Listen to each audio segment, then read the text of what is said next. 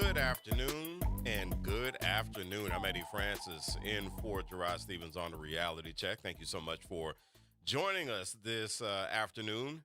I hope you had a great weekend, especially if you're a father. I hope you had a really good Father Day. I hope if you wanted some rest, I hope you got some rest. If you wanted some adventure, I hope you got some adventure. And I hope that happened, whatever happened. I hope stuff happened, positive stuff, good stuff. And also, that I do hope that you had the opportunity to celebrate my birthday yesterday. Did you bow your head in silence at some point? Happy birthday, bro. Thank you, man. I appreciate All you. right. Double nickel, man. 55. Really? Yeah. I could have sworn you were a little younger, Thank you, man. I appreciate that. Check is in the mail. but you got you got that, I guess, boyish charm. Ron Richardson, everybody, the producer this afternoon, hanging out with me. How y'all So it is good to have Ron hanging out as always, and it is good to be with you. But no, seriously, I do hope that you got a chance. If you're a father, I do hope you had a great Father's Day yesterday. And I do hope that if you had a chance to hang out with your father, I hope you had a chance to do that as well. We have a lot to talk about on today's show, man. I mean, Saturday, what a day, what a news day. Um, we had the unfortunate death of a couple of lawmakers in Minnesota. And I mean, it was more than a death. I mean, this was a straight up assassination. And it is being officially classified as such by law enforcement, a political, a politically motivated assassination, because that's exactly what it was. And then also across the country, the No Kings protests, we did have a pretty healthy one here in New Orleans. There was one on the North Shore, as a matter of fact. And of course, across the country, there were lots of protests. Millions of people got out and they protested. And then also, that little parade in D.C. happened. But it was the Army's 250th anniversary. That's the parade it was. But we do have thoughts about that. And then also later on in the show, we are going to, I'm going to talk about this article, or not an article, it's actually an essay that I saw in the Atlantic. I read through it. Where is Barack Obama? But there was also a response to it in the New York Times. And we're going to talk about those. And I do have a plan, by the way, for the Democrats. Won't like it, but I do have one. We're going to talk about that a little later in the show. Maybe hour number 2, we'll get into it then. And then hour number 3, if you're local, I have a serious question for you. And I do mean this. I do mean this. Serious question. If you're local, what do you want in your next mayor of New Orleans? What are you looking for? Not who, what? We'll get to that later in the show. That's going to be the third hour. But, you know, Saturday, Saturday was a day that it was a day of infamy. So let's start with, I mean, just the horror of waking up on Saturday morning to find out that two sitting state representatives in Minnesota were assassinated at their homes by someone posing as a police officer. Now, uh, the assassin, the murderer, Vance Bolter, he was arrested yesterday. He was taken in for custody.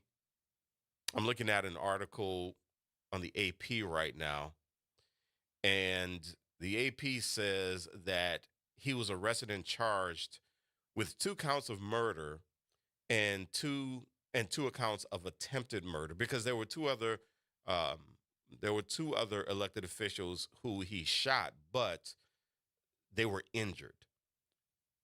So the elected officials who were assassinated, Democratic House Speaker of Minnesota, Melissa Hortman, her husband Mark, and this happened in front of their kids. And then he went to another home, the home of Senator John Hoffman, who is a Democrat, and his wife Yvette, he that was about 9 miles away, and he shot them as well. Again, those two were actually injured, so they are alive. Um, but Bolter, when he was arrested, he crawled to the police from his car. You know, it's interesting. This man goes and he murders sitting state representatives, sitting state elected officials, and he lives to tell the story. And I'm just going to leave it at that. I'm just going to leave it at that. But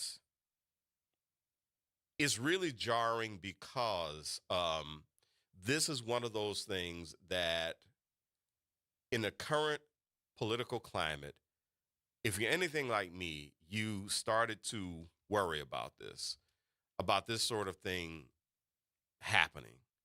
And unfortunately, it does happen. And so this really is one of those things where eh, if you and I'm not lying when I say this. I'm not, or I say I'm not trying to make light of this, or I'm not trying to minimize it, I should say. Uh, but if you believe in prayer, this would be a good time to pray, and I mean that sincerely, because this is really not um, this is really not what we want, not at all. So what we really want to do is we want to keep, of course, the kids of the late Melissa Hortman and her husband Mark. We want to keep them in our thoughts. And again, if you are a person of faith, we want to keep those kids in our prayers, and we want to hope that those kids grow up to have at least some semblance of a healthy life, because this is going to be really hard for them to deal with for the rest of their lives, to know that this happened. In the meantime, um, it's one of those things where we really want to make sure that we keep our eyes peeled for the upcoming elections. And I'm not trying to minimize what happened, but one of the things that I do know about leadership is that the voice of the leaders that you have, the voice sets the tone for the kinds of behaviors you're going to get, whether that is in a company, in a work situation, but then also in a community. The tone that is set by the leaders is going to determine the kind of behavior that you're going to get in your community. And so we definitely want to look alive, and we want to stay engaged so that we can get people into offices who are going to push for harmony in our communities. So this is this is a rough transition, but in the meantime, we do have across the country on Saturday the No Kings protests that happened. Now, with the No Kings protests, it is said that millions of people participated in these protests across the country. We had one in New Orleans, um, really well attended. There was one in Covington, I want to say, not Manville. I want to say it was in Covington. Uh, Obviously, you wouldn't expect it to be as well attended as the one in New Orleans, but I will say I saw some video from the No Kings protest on the North Shore, and there were hundreds of people there, probably hundreds more than you would expect in that particular parish.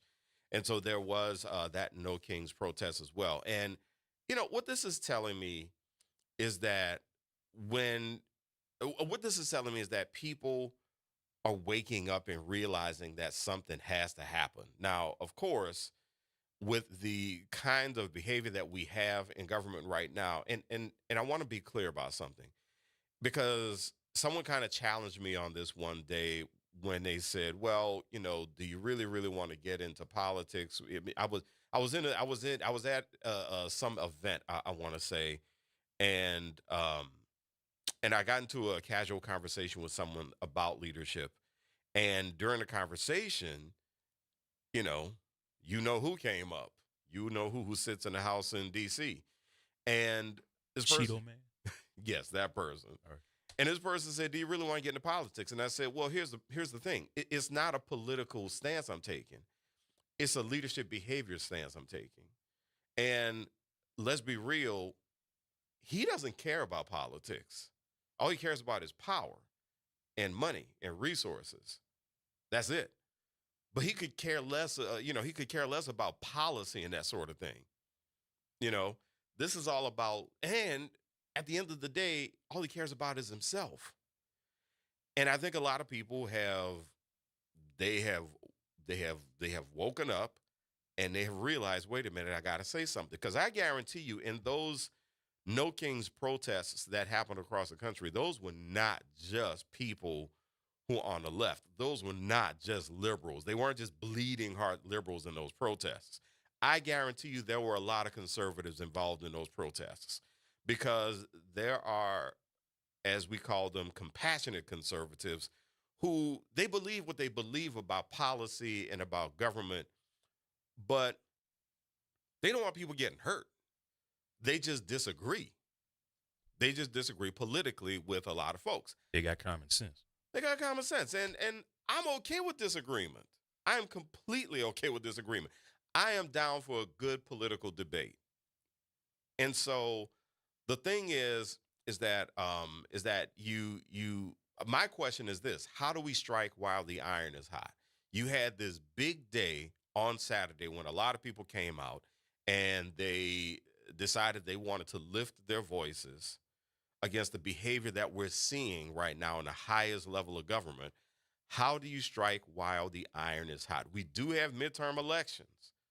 And so I think keeping people's eyes on that is probably a big part of it. Let me go ahead and take a quick second to say hello to the folks who are logging in on Facebook right now. Really appreciate you hanging out as always. And so, Jacqueline, thank you so much for hanging out. Anita, thank you for hanging out.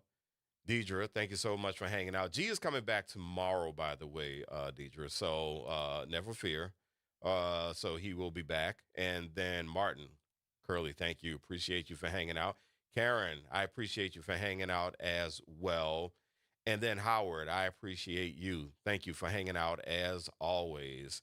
So one thing Howard says on Facebook here, and if you are listening on the air, if you're listening 12:30 a.m. here in New Orleans and you want to check out what we're doing on Facebook, go to the WBOK page on Facebook and you can participate in the conversation there.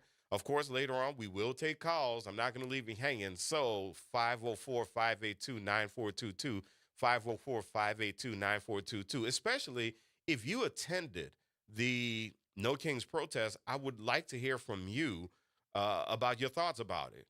What was the vibe like? And what did you think? Is this something that inspired confidence in you if you went to the protest? And even if you didn't go to the protest, did it inspire some sort of confidence in you? And then Howard, I want to read his comments really quickly where he said that protest really didn't hit the same, being that it was controlled and manufactured. Plus, the protests don't hit the same without black folks involved. That's why you have all of them talking about black folks' involvement. We busy. That's an interesting take, Howard. It's a very interesting take. He also said we need tangibles. We're good with harmony. I don't know. I don't know if we're good with harmony. I don't know if we're good with harmony because Howard, I would have to disagree with you on that. I do think that it is important. It is important to actually figure out what connection looks like. So let me just say this. I actually decided to watch a couple of videos, a couple of TED Talks. And there was one TED Talk that I was just wildly curious about. And it was about how do you get to the point where you have an authoritarian government? How does it develop? And one of the things that was mentioned in one of the TED Talks, I watched 2 or 3 of them, And one of the things I was mentioning is that it is much more of a psychological thing than anything. And one thing that threatens a dictator is harmony among people. And so, as long as the dictator knows that he or she can keep people separated, they can cause chaos. They can cause dissension in the ranks. And so, you can assume that there's harmony, but I don't necessarily think that we have as much harmony as we need to actually break down the authoritarianism that we're seeing right now. Because we're not getting there, we're there. We are absolutely there. People are being yanked off the streets basically indiscriminately by people in ICE. And so the authoritarian regime is here, unfortunately.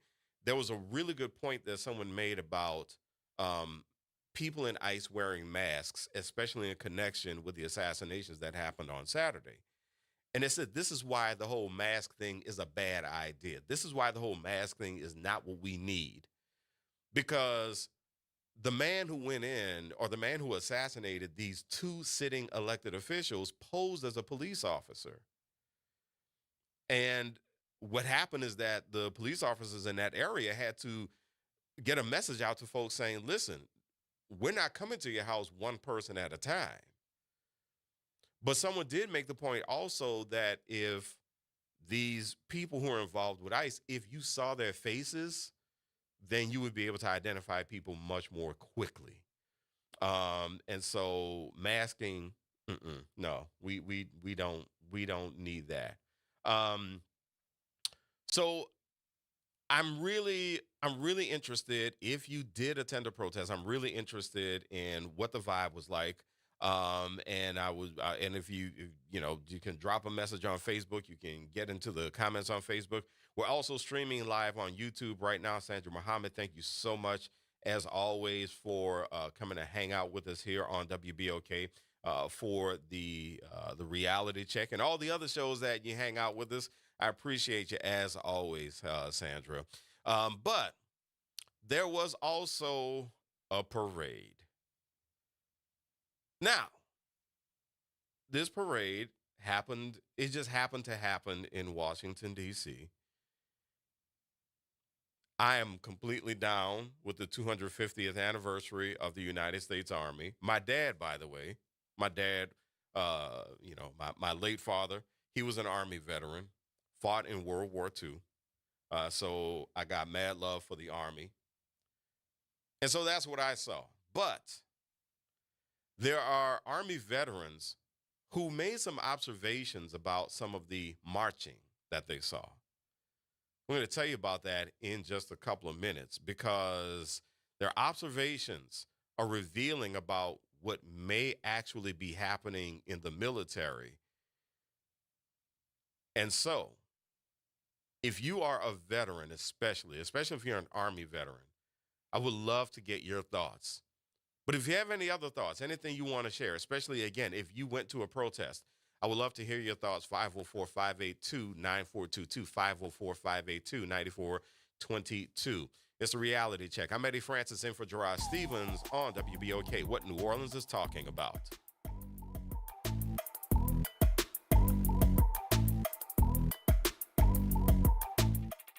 Real issues, real talk, real solutions. Miss an episode of The Reality Check? You can catch every episode anytime. Search WBOK Media on your favorite podcast app to tap the bold commentary, real-time reactions, and powerful perspectives from the people and leaders shaping our city. Download, share, and rate it 5 stars, because the real ones always stay informed. The New Orleans Jazz and Heritage Foundation is the nonprofit organization that owns the New Orleans Jazz and Heritage Festival, presented by Shell. With the funds generated from Jazz Fest, the foundation invests in Louisiana communities through economic development, cultural enrichment, and free educational programs. To learn more about the New Orleans Jazz and Heritage Foundation, please visit us at www.jazzandheritage.org. Hey, New Orleans, look for important changes to your natural gas service. This summer, Delta Utilities takes over for Entergy Gas with a Louisiana-born, Louisiana-based approach to safe, clean, reliable natural gas. No interruptions or rate changes due to the transition, just dependable service and modernized technology to keep you running smoothly. Get to know us at deltautilities.com and stay tuned for more later this summer. Delta Utilities, focused on natural gas, committed to New Orleans. WBOK and LCMC Health are proud to present Keeping You Well Cafe, 60 Minutes with LCMC Health, where the doctors speak directly to the people of New Orleans. LCMC Health is committed to improving the quality of care here in New Orleans, the Gulf South, and beyond. The Keeping You Well Cafe is another way for LCMC Health to engage with the community. At the Keeping You Well Cafe, LCMC Health joins WBOK and local businesses to answer your questions about wellness and health. Hello, I'm Gary Clark. Please tune in to Dr. Clark 101, The Living Classroom, which is broadcasted weekly every Wednesday at 12:30 p.m. on WBOK 12:30 a.m. on your dial. And as always, it's been a pleasure. New Schools for New Orleans is committed to keeping and finding great teachers for our students in Orleans Parish. If you or someone you know is interested in becoming a teacher for the 25-26 school year, let us help you. We've created the New Orleans Teacher Job Board, which is the official job platform of public schools in New Orleans. You can apply to any school in the city. Simply post your resume and provide information about yourself. Visit our website to learn more and apply, www.neworleansteacherjobboard.org. Making a difference in the community. WBOK 1230 AM. The Reality Check on WBOK 1230 AM. And welcome back to the Reality Check. I'm Eddie Francis, in for Gerard Stevens on the Reality Check. So, yeah, Paul, thank you so much for the note on Facebook here. Yes, today is June 16th. It is not June 13th. So that is in the notes on Facebook. Don't worry about it. Today is the 16th, okay? By the way, celebrity birthdays. So we have a celebrity birthday today, a rapper. Who do you think it is, Ron? Tupac. There you go. Yeah. Ding, ding, ding. Yes, today is Tupac's birthday. So I went to this website, famousbirthdays.com, because I wanted to make sure today was his birthday. So here are today's birthday. Here are the celebrities on today's birthdays. Avery West, Twitch star, Berkey Boy, TikTok star, Asalarani, TikTok star, Angelo Bahu, TikTok star. These are not celebrities. Stop it. Stop it. But today is Justin Jefferson's birthday as well, who popularized the gritty for all of everyone's pleasure in the NFL and college football. A couple of comments we got on Facebook right now. Lots of Facebook comments right now. As a matter of fact, you can get in on the conversation. Go to WBOK 1230 AM on Facebook. Howard comes back and he says the real problem is harmony being formed with the various countries forming against each other over this Iran situation. Yeah, the Iran situation is getting tense, or has gotten tense. Yeah, so that is really a situation that is getting very interesting right now. The thought, I was actually listening to the news about it on the way over here, and right now the thought is that the Israelis pretty much have the upper hand on this thing. But I mean, you never know, and that situation in between Israel and Iran. Honestly, it concerns me. It is a bit of a it's a bit of a powder keg right now. So the thing is really interesting that I also heard about this is that Trump doesn't want to get in it. So how's this? The man does the big parade trying to show quote unquote military might on Saturday, but doesn't want to get involved in this Iran-Israel conflict. Dude, if you're not about that life, then don't front. Don't front. So here's the thing that's really interesting about the parade on Saturday, the Army parade, as it were. So I took a look at some of the video after all of it because I just could not watch the live streams. I wasn't about to watch the live streams. Yes, the crowds were sparse, definitely. One thing that Trump is famous for is he is famous for putting people in camera shots. As a matter of fact, when he went to, I think it was Fort Bragg, he went to last week. Um, the word is that what he actually did is that he had his people vet the army, the folks in the army. He had them vet them to find out who would be friendly to his messages, and he had them sit behind him.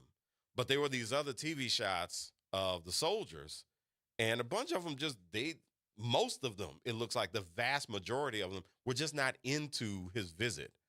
So now fast forward to Saturday, the parade he does, which someone referred to on social media as a G.I. Joe parade. I'm looking at the video after the parade, and I'm looking at these really unenthused faces of the soldiers. And then I'm noticing that a couple of the units that were marching, they weren't exactly tight. They weren't on step. Now, I am not a veteran of the military. My brother and one of my nephews, they were in the Marine Corps. So I know how much these exercises, I know how important they are. I've heard about this, right? So I'm looking at these soldiers, and I'm looking at them just being kind of lethargic and just going along, and the looks on their faces, they just don't look like they're into it. And then I jump on threads, and I see this message from someone on Threads who goes by Irvy is the screen name. But what she wrote was, former Army here. It takes about a week of drill and basic to learn how to march. Once you do, it's ingrained in you for life. You know how to self-correct if you fall out of step. And if there's a commanding officer leading the march, there's a designated point person within the ranks to call out a left, right, left if they notice disorder in the cadence. So this cluster of a parade leaves me with only one conclusion. This was a silent protest.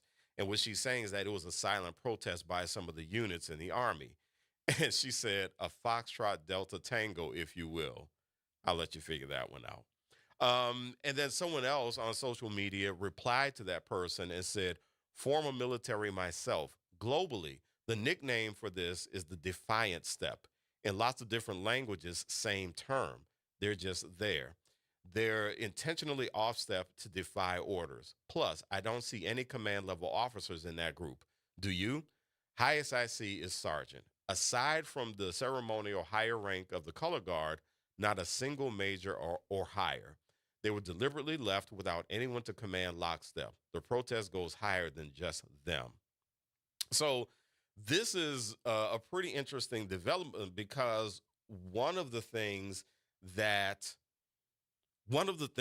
this person in D.C. who occupies the White House wants people to think is that his voice reigns from on high, and his voice is the only voice. And he wants to give this perception of being a king, right? He wants to give this perception.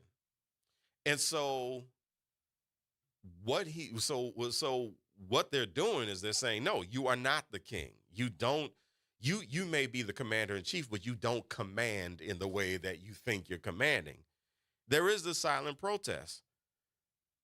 But now, for me, this raises concern, because if we have this situation between Israel and Iran that gets any spicier than it needs to get, and you have the American military that's not all that crazy about his commander-in-chief right now, what do we have going? I mean, listen, I'm not giving away any secret right now. I mean, you have powers across the world that are now outright saying it. They're saying the quiet part out loud. And the quiet part that they're saying out loud right now is that the United States of America has been considerably weakened.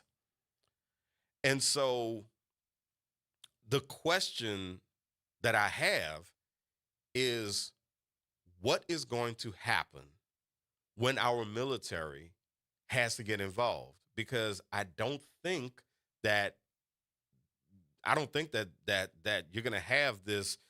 I don't think you're going to have this situation without some sort of American involvement. Unfortunately, it's not what I want. Not at all.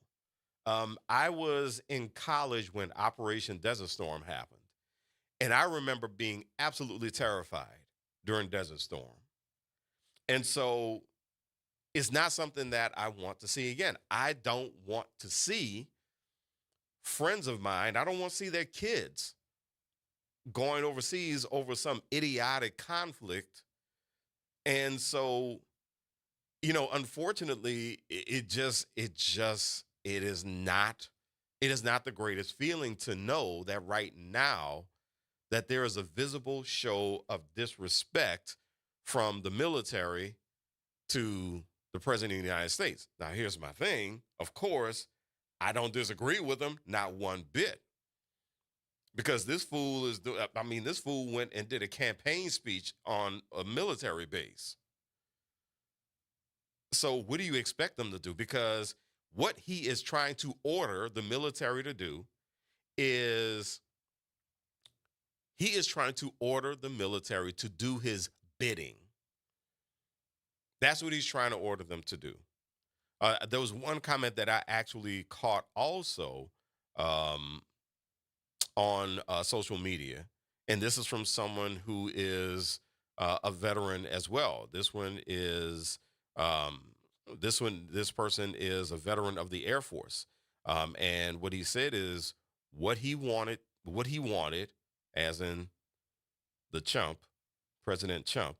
So he said what he wanted by activating some of CANG on federal orders, and you're going to have to, if you're in the military, you're going to have to tell him what CANG, what that means.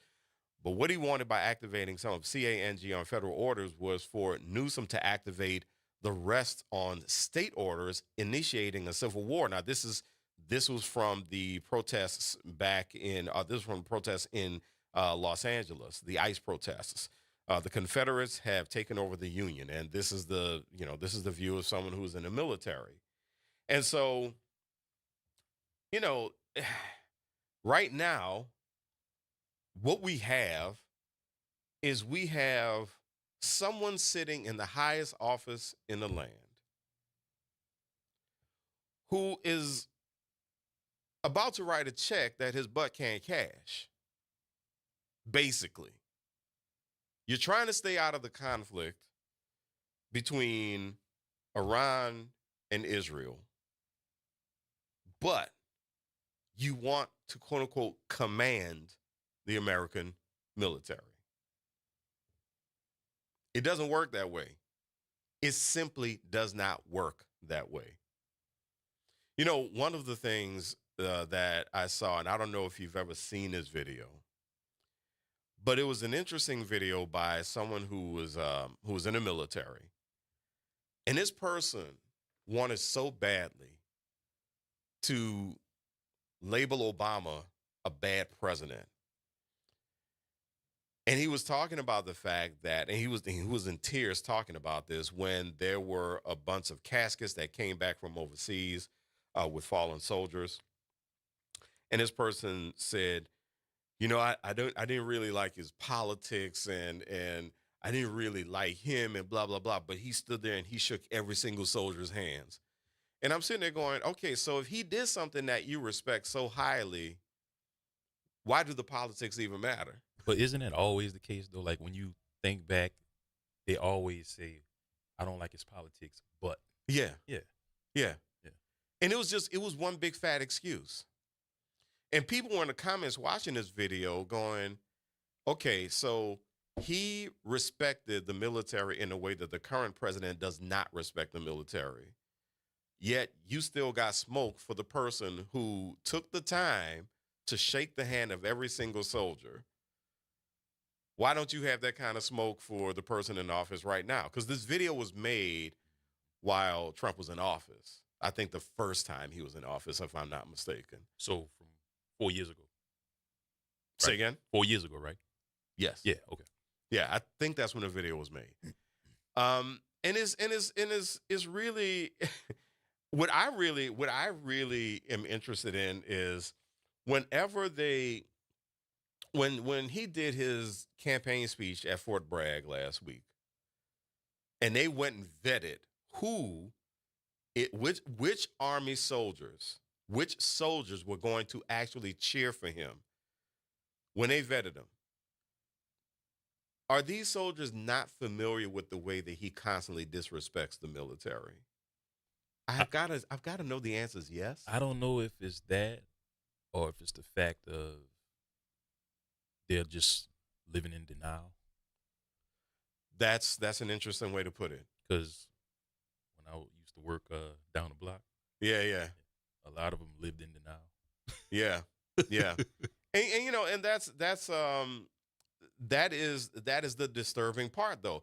I mean, really, when you take a look at some of the people who voted for him and some of the people who elected not to vote for him, especially when you had the people, and I really don't want to derail this, but the whole Black Men Against Kamala crew, who just said, I can't vote for her. I can't vote for her. They went with the whole Kamala cop thing, and you're going, well, wait a minute. Now you want so much quote unquote law and order and all this other stuff, but now you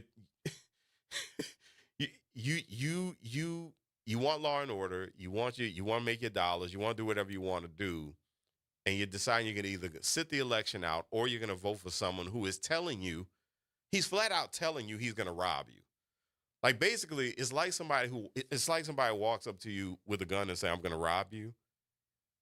And it's like, okay, you better believe them because they got a gun and you don't. Right?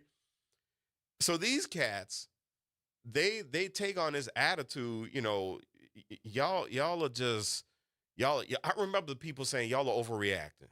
Trump ain't gonna be that bad. Y'all act like Trump is gonna try to ship us all back to Africa. And I remember seeing those comments. What I saw from a lot of these guys is that they were living in the now. Because one of them got on social media the day after the election and bragged, and I've unfriended all these cats, but one of them bragged, guess what, y'all, my stocks just went up. And I'm sitting there going, but you know the stock market is fickle though, right? I mean, the stock market is here today, gone tomorrow. Denial, my brother. Yeah. Yeah. Yeah, but that is really what seems to be the common thread in the mentality of a lot of these folks. They have this I'm going to live in a now thing, or they have this as long as trouble doesn't come to my doorstep. What makes you think it's not coming to your doorstep, especially in the kind of environment that we have right now?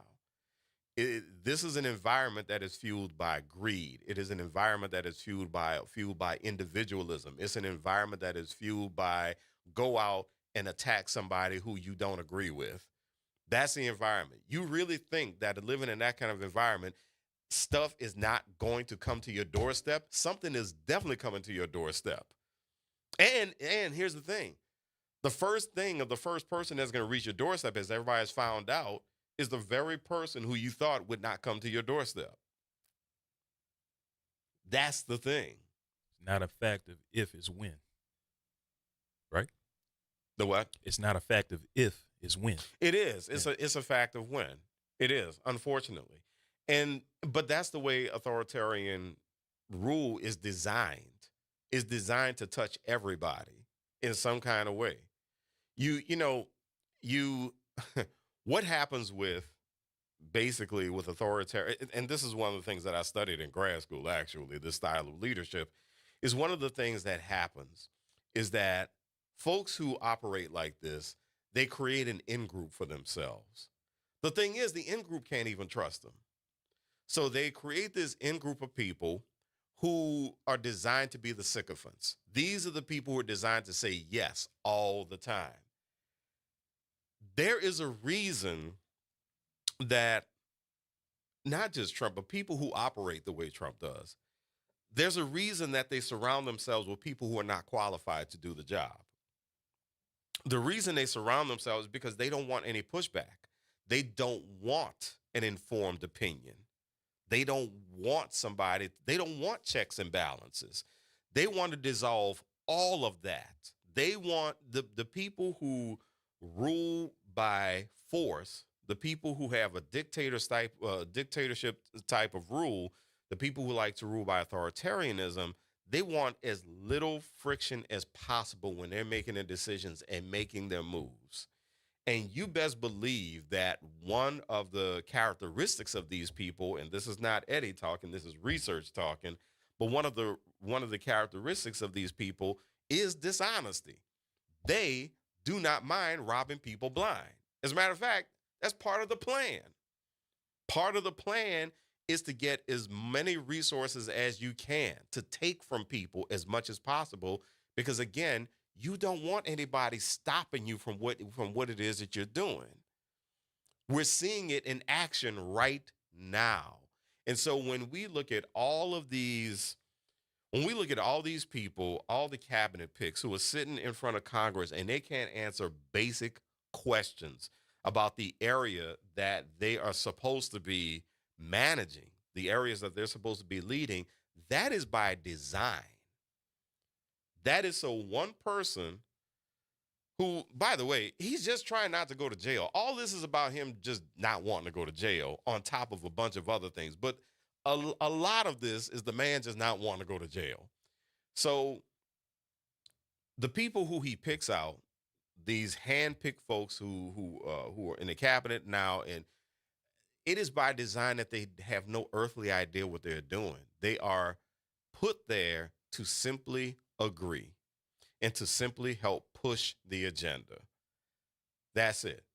Unfortunately. An ethical leader will always say, check me when I'm out of place.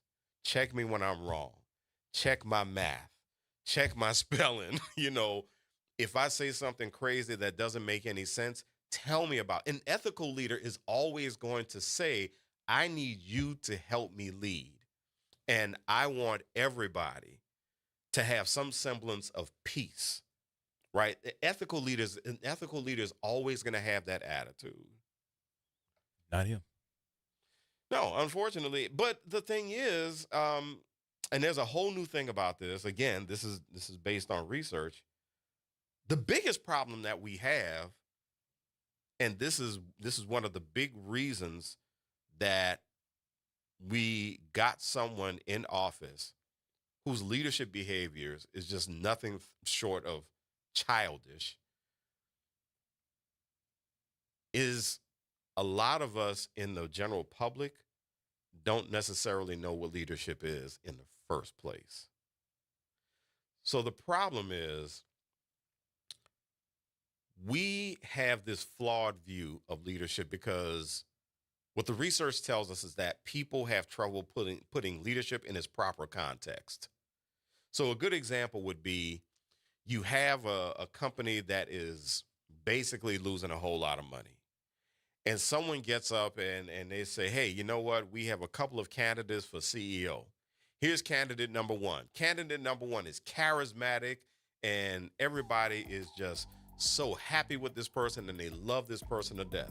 Candidate number two, however, is someone who's not as exciting. I'm going to tell you what happens on the other side of the break. Come back in about 3 minutes. It's the Reality Check. I'm Eddie Francis in for Gerard Stevens on WBOK, what New Orleans is talking about.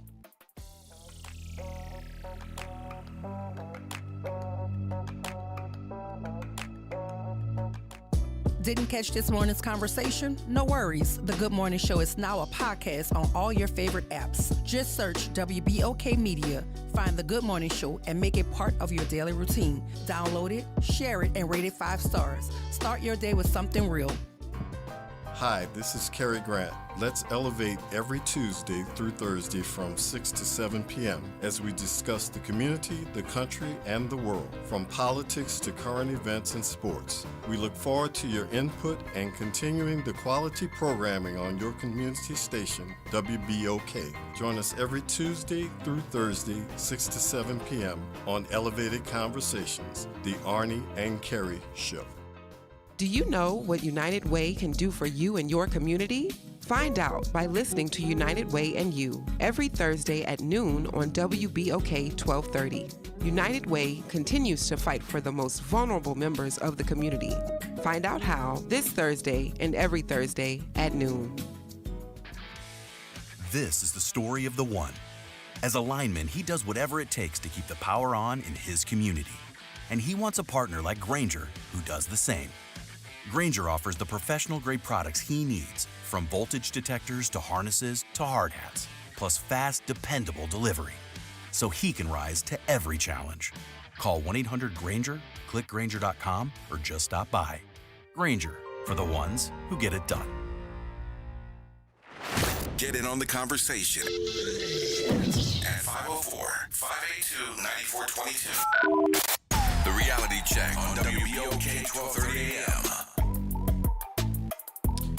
And welcome back to the Reality Check. I'm Eddie Francis in for Gerard Stevens. If you got anything that's on your mind, then you know what? Second hour, let's get into it. Let's get into it after we cross that 5 o'clock threshold, because I want to hear from you.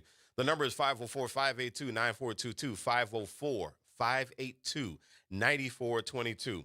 So let me continue with this scenario here really, really quickly, because my argument right before we went to break is that one of the reasons we get irresponsible people in leadership positions is a lot of times as everyday people, we don't necessarily know what leadership actually should look like.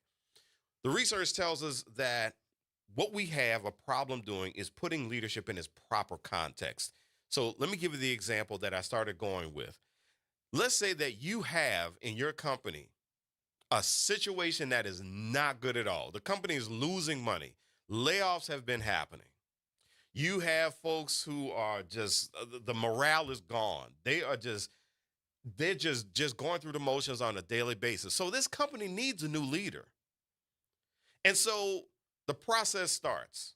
The board of directors comes to you and says, hey, you know what, everybody? We have these two great candidates for CEO.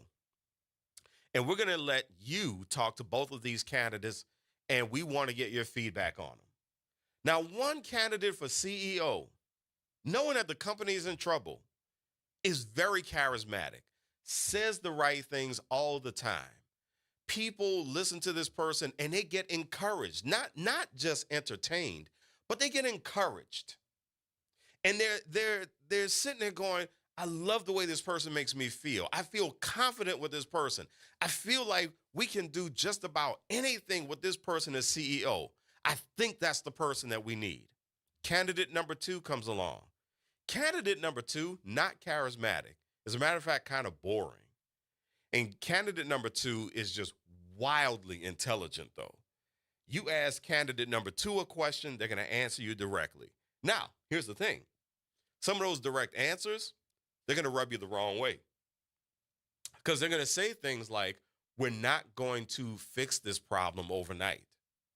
They say things like, well, we might have to reevaluate some of the talent that we have at the company. We might have to restructure some things in order for the company to make it through this crisis, this loss. That's how we're going to stop the bleeding. You talk to this person one-on-one, and they seem nice enough. You ask them about things like hobbies, and they're like, well, you know, I like movies, and, you know, and when you talk to them, they're not bad. They're kind of flat. You don't necessarily get inspired when you talk to them. But this person can tell you any and every single thing you need to understand about the company, about finances, about personnel decisions. They can tell you all of this stuff. And so the board of directors goes to everyone and they start asking everyone, who is going to be the better leader for this company?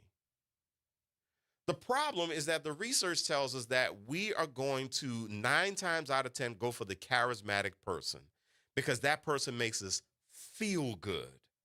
They say the things we want them to say. And God forbid that along with the low morale that you have in this company, everybody's getting desperate. God forbid if everybody's getting desperate. If everybody's getting desperate, people are going to start making desperate decisions. And so the board of directors gets the feedback and they go back to meet and they're going, okay, if we hired candidate number 2, who's kind of boring, we might have people revolting in this company. They don't really like this person, or they're not really drawn to this person. The other person inspires them and makes them want to work.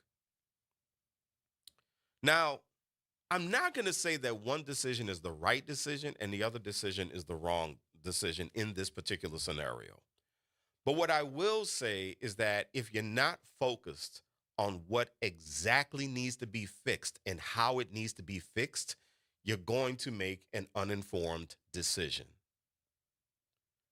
What happened in 2024 in a presidential election, in my opinion, was a result of people being desperate, people being confused, people not having a good idea of what they wanted from the country. A lot of these people, they just knew what they didn't want. And let's be honest, for a lot of people, what they didn't want, let's put it on the table. This show is called The Reality Check. They didn't want a black woman as president. It made them so uncomfortable to think about having yet another black person in the highest office in the land, and God forbid as a woman. God forbid. Even people who you spoke to and asked, hey, who do you feel is actually the smarter candidate? I saw so many videos with people saying, well, I thought that Harris is the smartest candidate. I thought she was smarter, but I'm more comfortable with Trump. How does that work? How, Sway? How? So I know that right now I am probably preaching to the choir on this. But tell your people that when it comes down to taking a look at people in leadership positions, and again, I stress, this is not about politics. This is about leadership behaviors and understanding who can actually do a reasonable job. Think about that as you move forward and as we get closer to these midterm elections. Because I guarantee you there are going to be some quote unquote boring candidates who know more than you and I could even begin to know. There are going to be some candidates who are going to know policy. They're going to know people. They're going to know government backwards and forwards.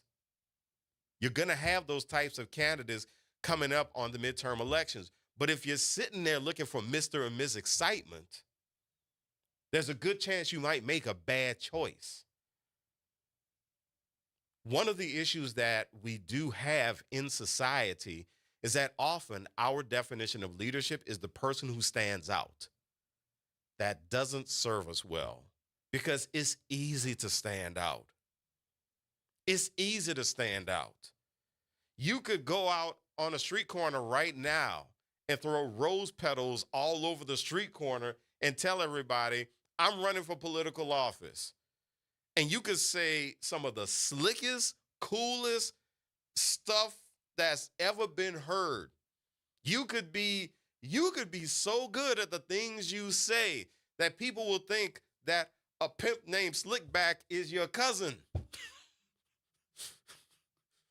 They will think that you are the person for the job because you have said so many beautiful, wonderful things, and you're throwing the rose petals out, and you have on nice, colorful clothes, or you have on nice, conservative clothes, or you have the right kind of haircut, or you stop wearing that earring in your ear, or you don't let your tattoos show.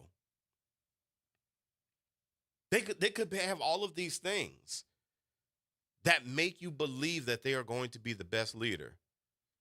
And you're not listening to them. You're watching them. And all they need you to do is watch them. That's all they need. That's all they need to perform whatever sleight of hand they need to perform. And I am not one of those people who says that politicians are bad people. I am one of those people who says that politicians, unfortunately, play a dirty game because they have to play a dirty game. And part of that dirty game, unfortunately, is figuring out how to get elected.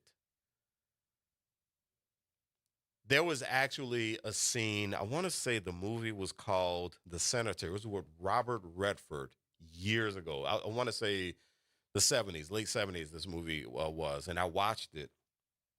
And there was a scene from this movie when they simply told him, you know, you're to this and you're to that. And oh, by the way, 86 the sideburns.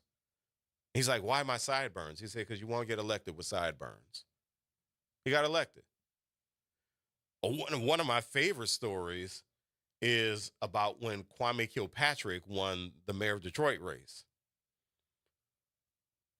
Kwame Kilpatrick gets on TV after the mayor's race, and people started asking him, well, Mayor Fitzpatrick, how do you think, or mayor-elect at the time, how did you do this? How did you beat the odds? How did you become the mayor of Detroit?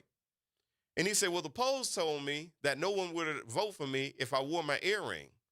Oh, no. So what it was is that he was wearing his earring during the interview.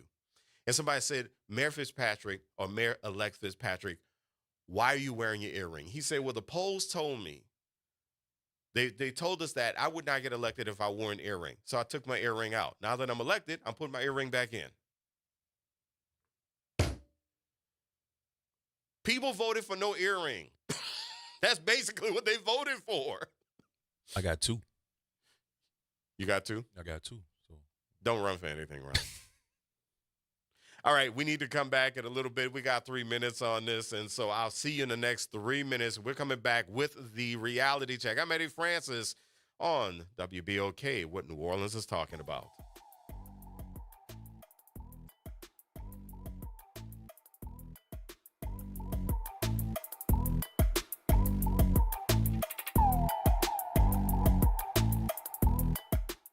From the campus of Xavier University, WBOK Go and Equity Media Station. I'm Amber Payton with BIN News Now. An Arkansas deputy was fired after a video showed him off duty, pointing a gun and yelling racial slurs. The Yale County Sheriff's Office condemned the behavior and fired Jackson Arndt, a recent Academy graduate. The department now plans mandatory training on racism and social media conduct. Former President Barack Obama spoke out Sunday amid nationwide protest over President Trump's immigration crackdown, defending deferred action for childhood arrivals, or DACA, as a symbol of compassion and law. He urged Americans to fix the immigration system while treating people with dignity, calling the demonization of immigrant families unacceptable. And Maryland is joining a $7.4 billion national settlement with Purdue Pharma over the opioid crisis. African-American Attorney General Anthony Brown says the funds could be a lifeline for addiction recovery. Final approval is pending in bankruptcy court. Get BIN News Now on demand 24/7 on the iHeartRadio app.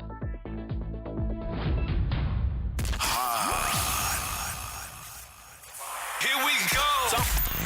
The reality check on WBOK 1230 AM. And welcome back to the reality check. I'm Eddie Francis, in for Gerard Stevens, holding it down for the G-Man, who is going to be back in tomorrow. And so, yeah, if you have any thoughts about leadership there, or about what it means to go for the person who should be in the seat, then by all means, give me a call, 504-582-9422. 504-582-9422. In a little bit, I want to talk about this essay by The Atlantic that asked the question, where is Barack Obama? In the meantime, if you were in the city of New Orleans, or if you came through the city of New Orleans and you got a ticket before June 1st, there's an amnesty program that you can take advantage of. It is going through August 31st. So the City of New Orleans Amnesty Program is now live for past due parking and traffic camera tickets. Is going to give you the opportunity to resolve past due parking and traffic camera tickets without late fees, again, through August 31st. Again, August 31st. Parking tickets more than 30 days old or a traffic camera ticket more than 60 days old are eligible and again issued before June 1st. They're eligible to have the late fees waived. Excuse me. This is open to everyone, by the way. So if you live in New Orleans, if you work in New Orleans, or if you visited New Orleans and you got a ticket, you are eligible for the amnesty program. For information, go to NOLA.gov, and search amnesty program.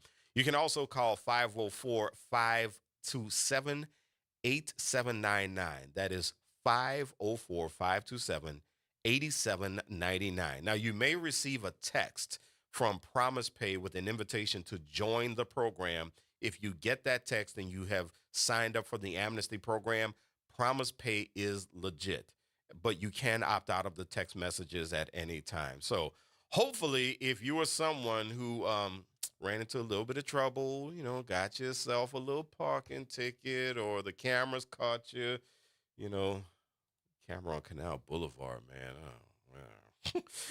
If you're one of those people, then before June 1st, you do have an opportunity to get that ticket taken care of, or at least I should say the late fees. The late fees are waived on that.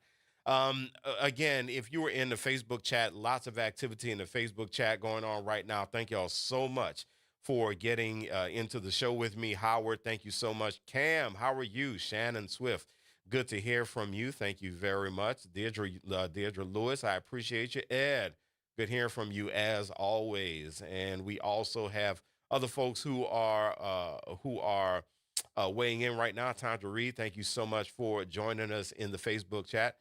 Paul Jensen, I appreciate you as well joining us in the Facebook chat. And anybody else who wants to get in, make sure you go to WBOK 1230 on Facebook. Now, if you're on YouTube, you can check out the stream there. You can check out the stream there as well. Sandra Muhammad, thank you so much for hanging out with us as always. Do we have the Instagram live going? I know we had it at one point. I don't know. I think it is. Talk to me. Do we have Instagram live going? We had it at one point. We had it at one point? Yeah. All right. Well, all right. Go to IG, y'all. If you don't see us, we're not there. At least not with the live stream. By the way, make sure that you follow 1230 AM WBOK on all of our social platforms: Facebook, X, YouTube, Instagram, TikTok, and also LinkedIn and Twitch. If you're a twitchy type of person, Samarium, thank you so much for hanging out with me as well. So last week, I think it was, an essay came out in The Atlantic. And this essay, the title, get ready for this.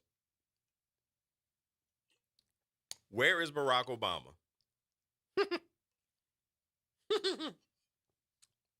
I have answers. But this is written by Mark Leibovich.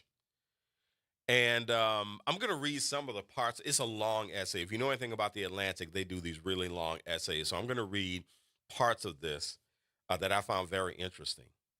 One part of the essay reads, Trump has begun his second term with a continuous spree of democracy-shaking, economy-quaking, norm-obliterating action. And Obama, true to form, has remained carefully above it all. He picks his spots, which seldom involve Trump. He writes later on, no matter how brazen Trump becomes, the most effective communicator in the Democratic Party continues to opt for minimal communication. His, quote, audacity of hope, end quote, presidency has given way to the fierce lethargy of semi-retirement. Obama occasionally dips into politics with brief and unmemorable statements or sporadic fundraising emails.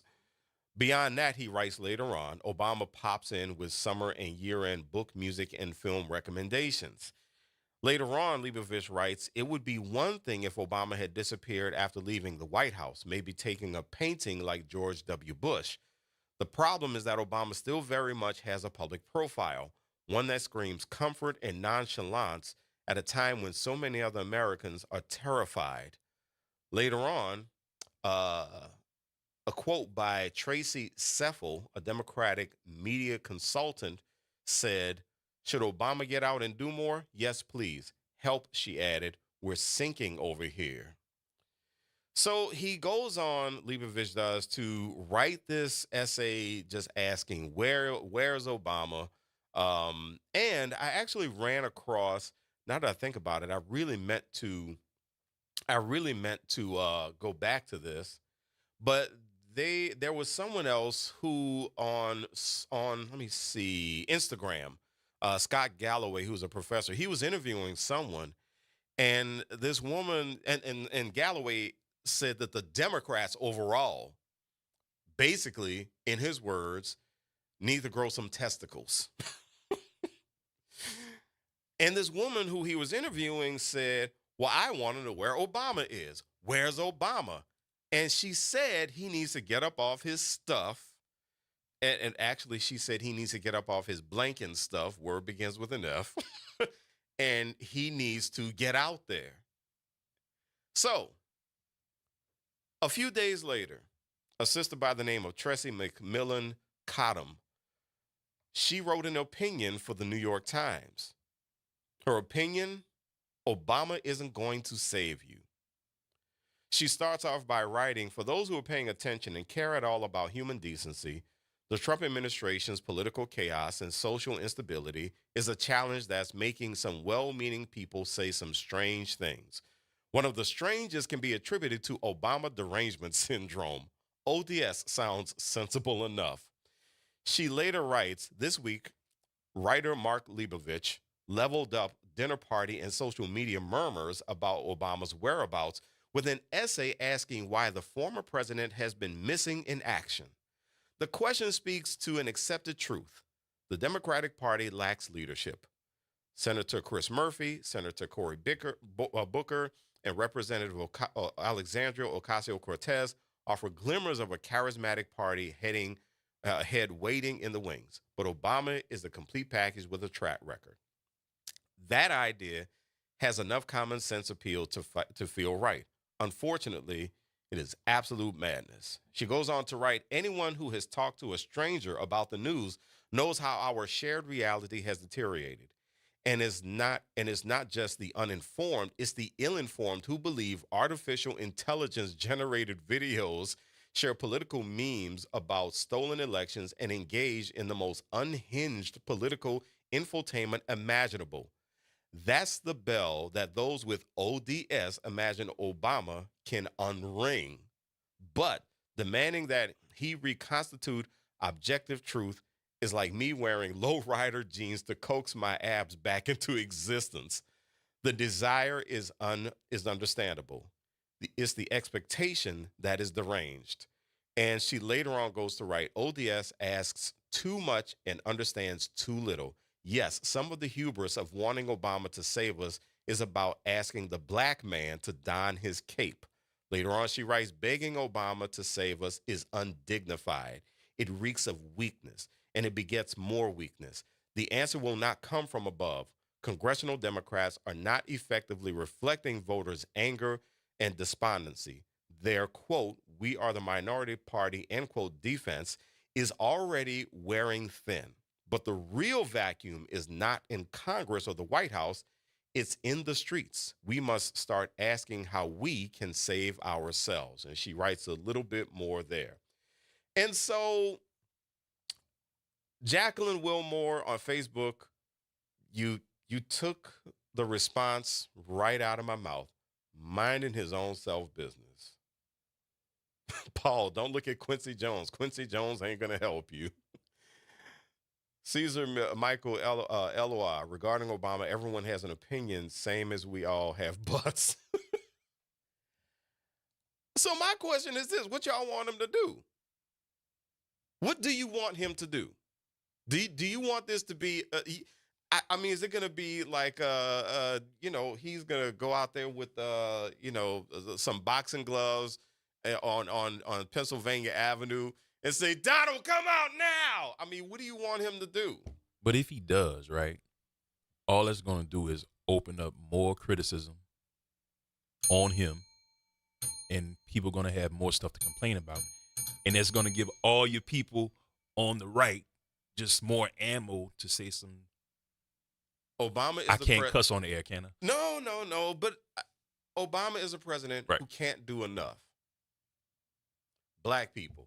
He ain't did nothing for black people. White people. Don't you think he's kind of arrogant? Mm-hmm. What do you want him to do? And by the way, the last time I checked, it's a Democratic Party. Where's the rest of the party? Where are they? Who, what, and I've heard somebody say this, and I think this is actually Scott Galloway said this. He says that he believes that Obama is the only one who has the gravitas to take Trump on. I agree with that. My question is, why is he the only one with the gravitas? What y'all don't have a gravitas machine in the Democratic Party? What's the problem? What is the problem? And the thing is that I have confidence in the brother. I have all the confidence in the world that if he said something, it would matter.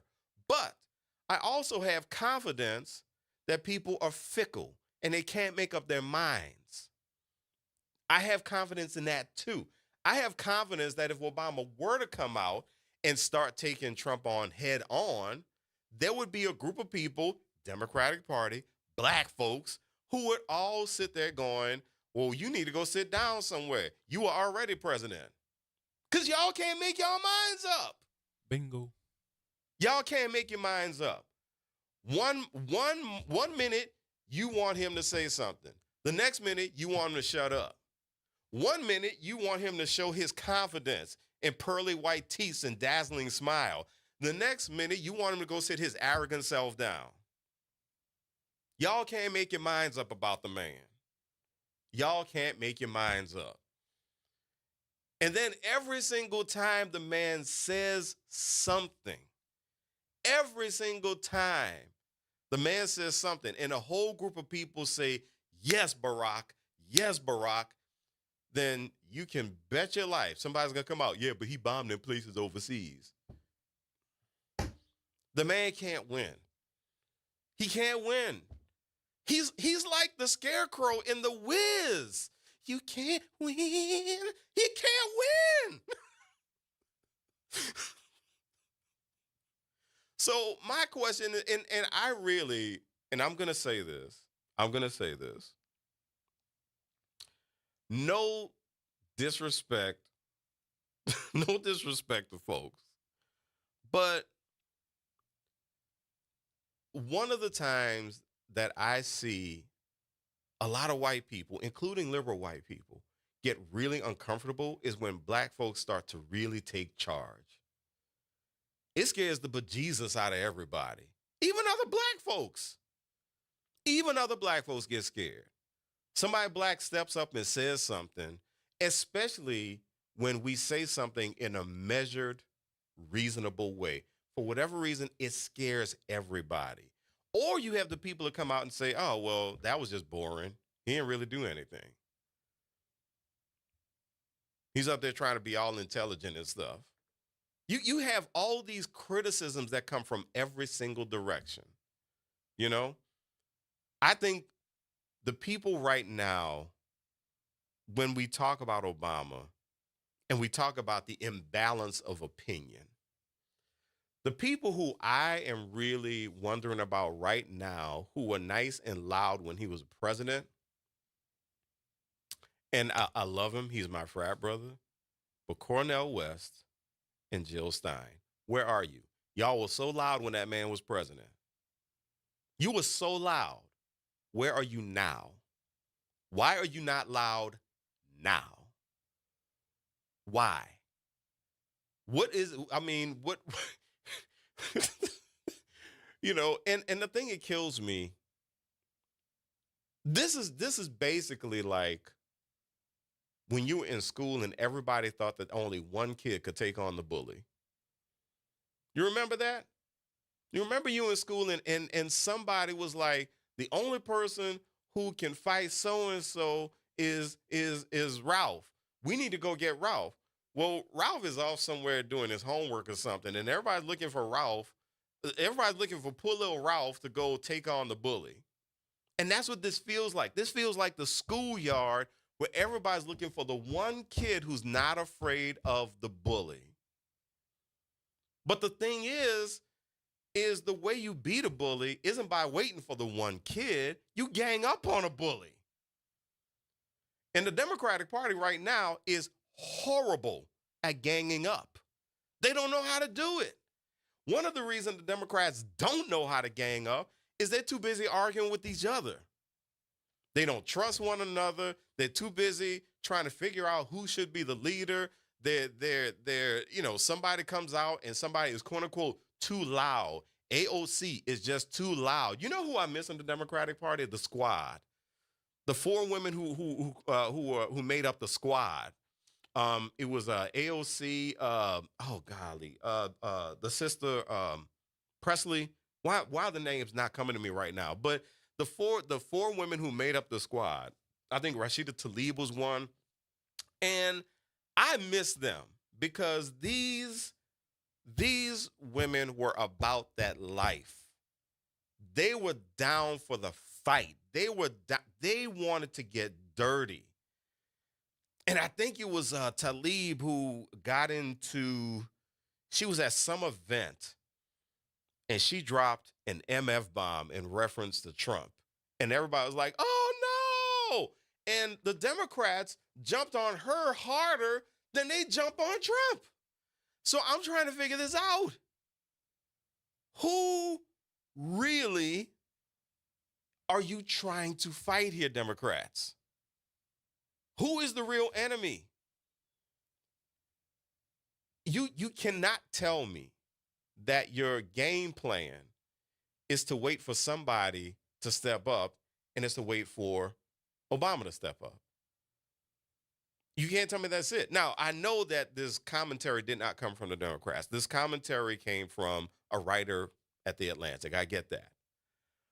But I do think that the response that was done in the New York Times, the response that was by Cottom, I think she asks some reasonable questions there. But the thing that really bothers me is that right now, I think one voice that is being ignored by the Democratic Party is the person who is the least afraid to say something. The person who is, least afraid to make her voice heard. Jasmine Crockett. Why are you not putting the win to Jasmine Crockett's back? She is the one who is the fiercest at this point. And listen, can't everybody be the one who punches the bully in the face? Okay? Can't everybody be that person? Yes, it takes that one person who can roll up to the bully and set the bully straight. But everybody's got to have that person's back. You can't have the one person roll up on the bully, punch the bully in the face, and everybody goes, ooh, and then you run away.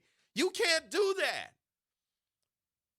They can't take on the bully by themselves. It takes a village. All right, so T-Bone, I see you. I'm coming to you right after the break. We got more of the reality check. I'm Eddie Francis in for Gerard Stevens on WBOK, what New Orleans is talking about.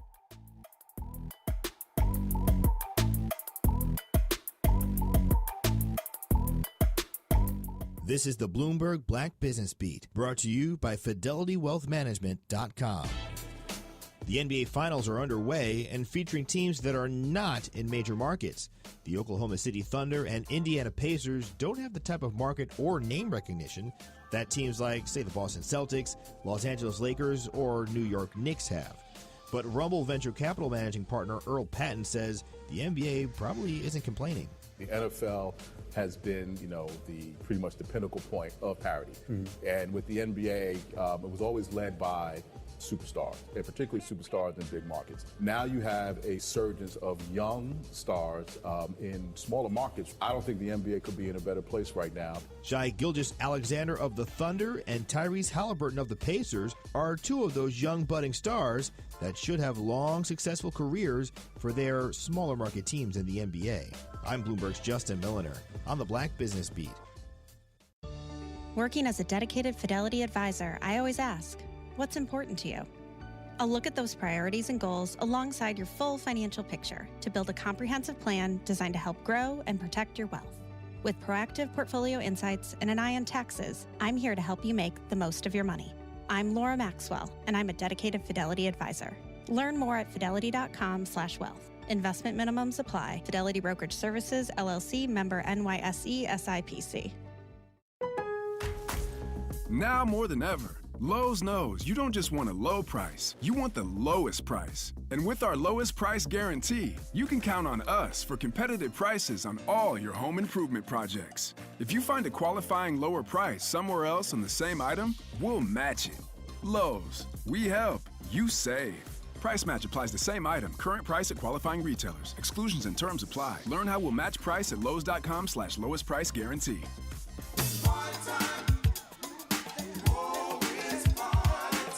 That's right. It's party time each and every Sunday night at 7 p.m. on WBOK. It's the Throwback Throwdown with DJ Wick as he brings you the best in old school from the 70s, 80s, 90s, and the early 2Ks. Plus, the party goes to another level at 9 p.m. with the Throwback Throwdown Party Mix to round out the night. It's the Throwback Throwdown Sunday nights at 7 p.m. on WBOK and on the World Wide Web at WBOK1230.com. NOLA Public Schools is excited for the rest of this 24-25 school year journey with our families, watching our students dive into learning, growth, and success. As the school year continues, our dedicated educators are focused on keeping every student engaged and motivated. Let's keep embracing new challenges, celebrating achievements, and supporting each other to make the rest of this year even more impactful. Stay connected with your school and NOLA PS through our social media channels for updates and resources. We're here to help our scholars attend today, achieve tomorrow. The National World War II Museum. Located in the Warehouse District of New Orleans, the National World War II Museum tells the story of America's experience in the war that changed the world, why it was fought, how it was won, and what it means today. Visit them online at www.nationalww2museum.org for time tickets and safety information. Making a difference in the community. WBOK 1230 AM.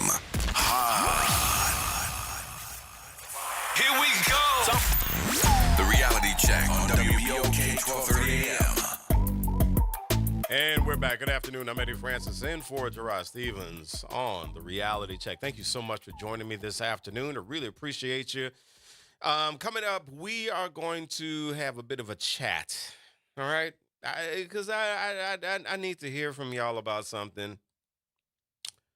The mayor's election is it's getting interesting, isn't it? The race for the next mayor of New Orleans, getting real interesting.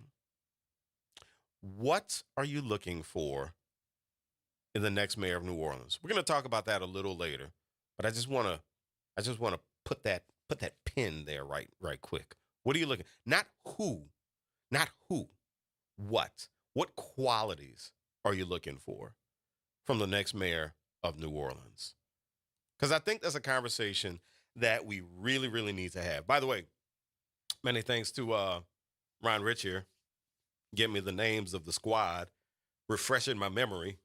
So the squad, they were Alexandria Ocasio-Cortez, Ilhan Omar out of Minnesota, Ayanna Pressley out of Massachusetts, Rashida Tlaib out of Michigan. Now, it says here, now I'm looking at Wikipedia, so forgive me, y'all, but it says here that later additions were Greg Cesar out of Texas, Summer Lee out of Pennsylvania, and Delia Ramirez out of Illinois.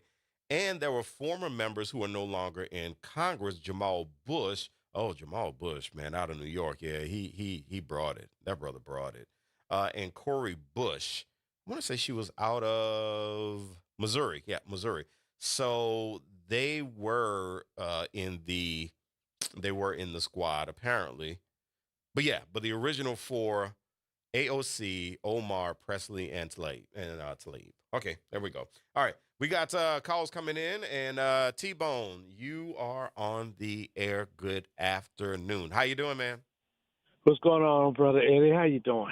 I'm doing good, man. I can't complain. Nobody wants to hear it. Well, look, let me say this. Remember when, and I'm calling you out, Mr. Bonk.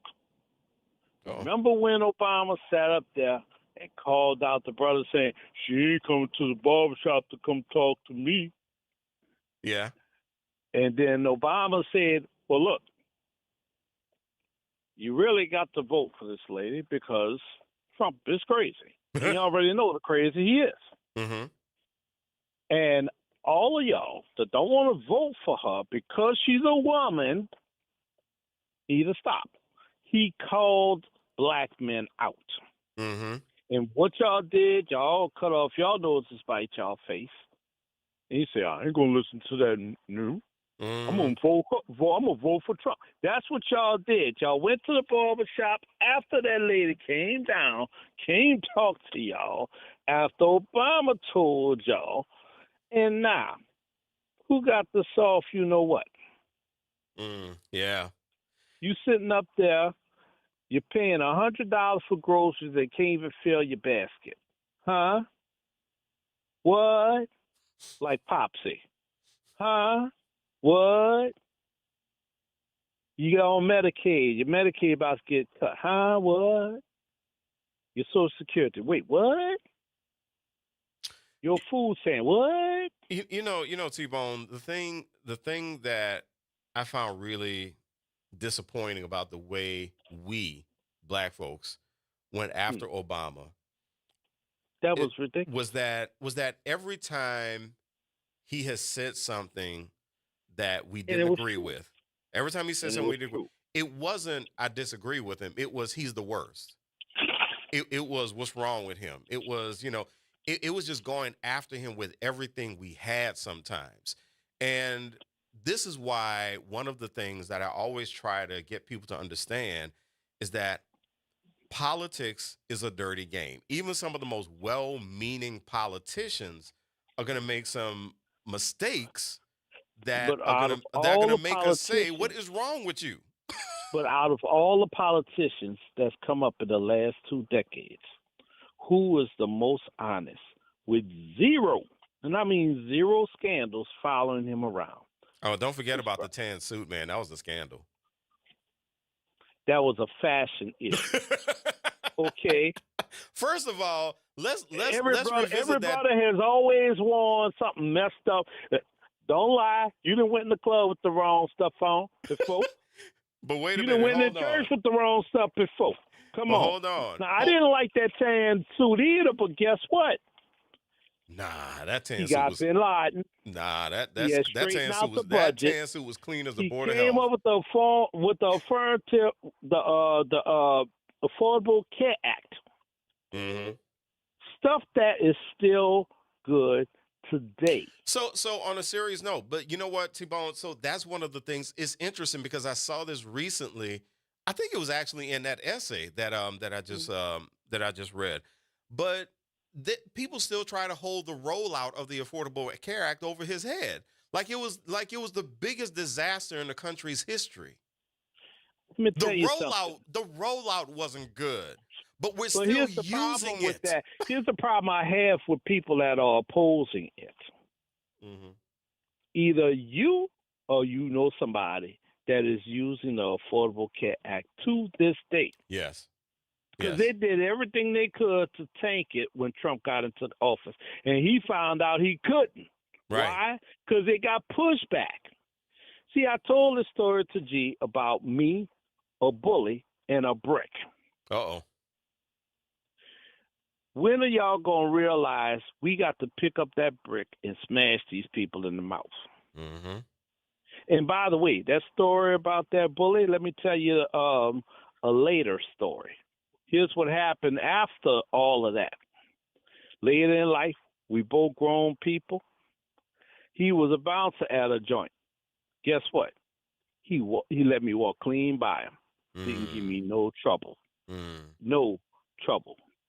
Do you understand what I'm saying? Yeah. When you stand up to a bully, you get their respect, and they leave you the hell alone. Mm-hmm. This is what we need. We need Trump to leave the country the hell alone. So but people don't want to listen. But my question is this: my question is, T-Bone, what happens when everybody is waiting for the dude with the brick to come along to take on the bully? But that's the problem. We all got to be the brick. You got an election coming up where you get to vote some of these Republicans out. That's the first brick. The second brick, the DNC needs to get off their proverbial asses. I'm going to say it again. Troy Carter, you might not like me saying this. I respect you, brother. I listen to your station. Boom. You ain't going to like the way I say it because I'm saying it worse than Obama. Get off your proverbial asses and get a real leader. Hakeem Jeffries ain't doing it no more. He's not getting through to nobody. I hear more about what Jasmine Crockett is doing to check these people than anybody. Yeah. I don't hear about the rest of the squad much anymore. AOC, she's kind of doing something too. But let me tell you something. Jasmine check these people every time she get up. Well, the reason you don't hear about, but T-Bone, the reason you don't hear about the squad is the Democrats broke them up. Their own party broke them up. Exactly, and that's why people are frustrated with them. Look, Jean-Pierre Kareem, she straight up told you once she got out of the White House, she was dropping the Democrats. Mm-hmm. Yeah. Now, if that's not a major message to your party, that's a big part. Somebody that was up front and center representing your party has dropped you. Mm-hmm. You can keep listening to Chuck Schumer if you want, but the real people out here, and by the way, listen to this. Please get this wake-up call. Some of your registered Democrats did not vote for you. Right. Why do you think what you've done already is working? Y'all need to get that stick out y'all proverbial butts. Stop thinking you have to have decorum and somebody that's going to make Trump look bad. No, what you need to do is fight fire with fire. Now, I'm not saying you got to sit up here and curse him out and call him all kinds of bad words, but you need to call out his mess. Mm-hmm. And y'all not doing that. Y'all not doing that. And if you're doing that, it's not getting through. Nobody listening to y'all. Nobody's listening. Nobody's listening. Yeah. Them same dudes I don't like how Obama said that, and they still sitting in the barbershop thinking they right. Mm-hmm. Why? Because you didn't get through to them. They're still saying, oh, well, they ain't addressing black issues. Trump ain't addressing black issues. He was never going to address black issues, but you put that woman to that standard, you made her come down there, and you still didn't vote for her. And now we in this mess. Mm-hmm. I mean, really, it really irks me because as a black man, I want to have pride in my race. But these people let us down. They're the reason we're in this mess. Now, they don't want to go out there and deal with the Latinos. You be your own judge on that. I don't care about that part as much because that really is their fight. But at the same time, I heard a brother say, oh, they ain't going to come for us because they got to find out. No, they don't have to find out where we came from. They've proven that they don't care where we truly came from. They will ship all our asses back to the motherland in the middle of the desert. Just drop us like in a bunch of crates or something. Think about how they brought us here. They brought us here on ships in inhumane conditions in chains. You think they're gonna care how they bring us to Africa or where they drop us off? No. But you know what? There's actually something worse. There's something worse, T-Bone. Have you watched the movie They Clone Tyrone? No, what's that? So that's a movie on Netflix. All I'm gonna say is you gotta watch it. If you got Netflix, you gotta watch it. But there was this line in the movie. The movie is about basically how there's this secret plot to create black clones. And you talk about the thing with Jamie Foxx. I didn't watch that yet, though. But yeah, I know what you're talking about. Yeah. It's much better than it seems. But there's a line at the end of that movie. There's a line at the end of that movie where one of the characters says, assimilation is better than annihilation. And they're already trying to assimilate us. So that's the thing. So you don't have to go for the nuclear option when there's an option that is much more psychological and much more effective. Oh yeah. And that's the thing. So it was really interesting.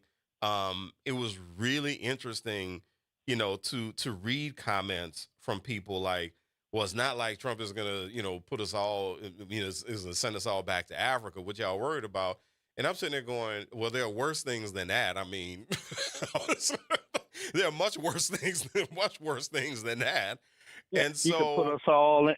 They could make a prison in the middle of a food desert in the middle of the country and just stick us all in it. I mean, all that stuff. But my thing is, as long as I'm alive and in my right mind, I can be wherever I want to be. I'm going to do what I got to do, and I'm gonna speak truth to power wherever. The minute you get me to think that speaking truth to power is a bigger problem, is when we have a real problem. Yeah, that's the thing. And guess what? They got some of us that's already brainwashed like that, brother.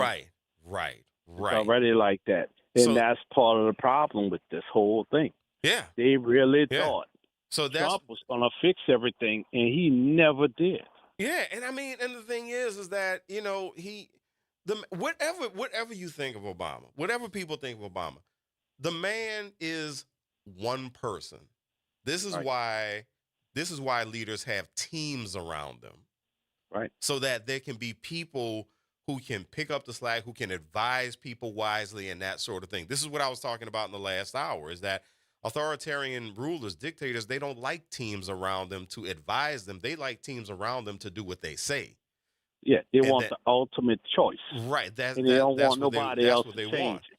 Period. And so, unfortunately, there were some, unfortunately, when folks, one of the things that makes me worry is that, unfortunately, and it just seems like it's getting worse and worse, but it seems as if whenever people try to make the most logical choice they can possibly make, people check out.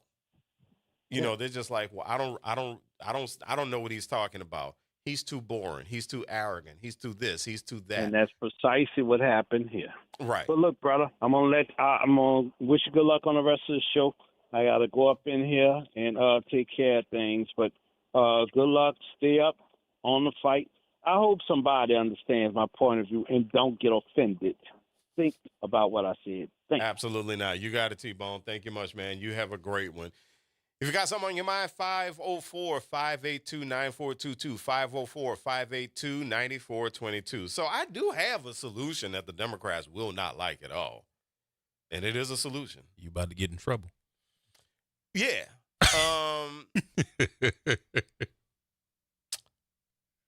Since the Democrats can't handle this whole thing, the Democrats need to go ahead and let some folks break off and form a viable third party.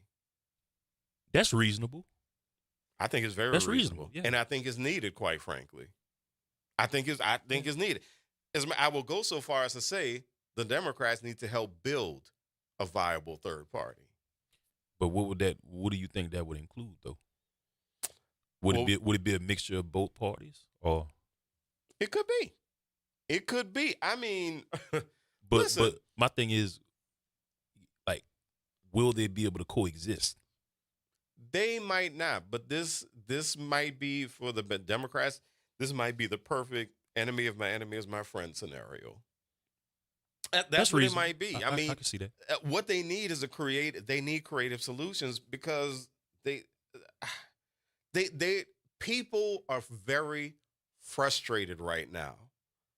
The folks on the left are so frustrated with the Democrats.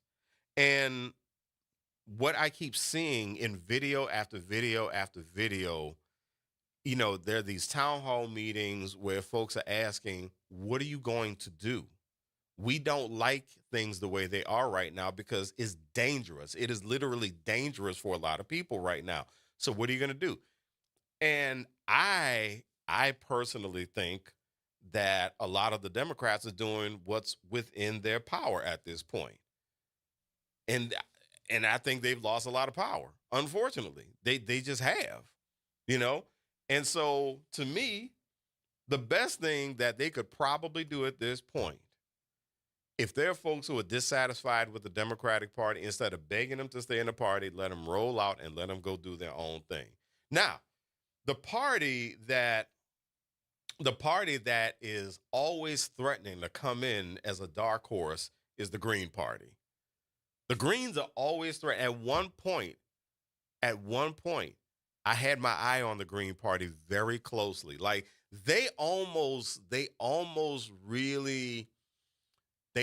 came in the 2000 election, and everybody was mad with the Green Party in the 2000 election because, you know, people are still upset because they think that the Green Party kind of ruined the election. And that's how W became the president. At the time, my opinion was W became the president because the Democrats just weren't strong enough, not because the Green Party came in and ruined things. But at least W was presidential. Oh, yeah. Yeah. I mean, doesn't he look like the most stately joker now? Yeah. Isn't that crazy? Mm-hmm. Because at the time, we hated that. At the time, people just did not like it. Right. But I used to say this thing about George W. Bush. And people hated it when I said this. I said, you know, I know the man, you know, I think he wound up having to quit alcohol or whatever. I think he wound up going sober, if I'm not mistaken. Yeah.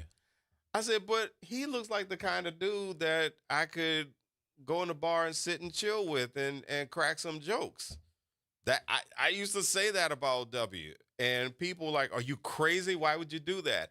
I said, I don't think he's as conservative as people think he is or as he says he is.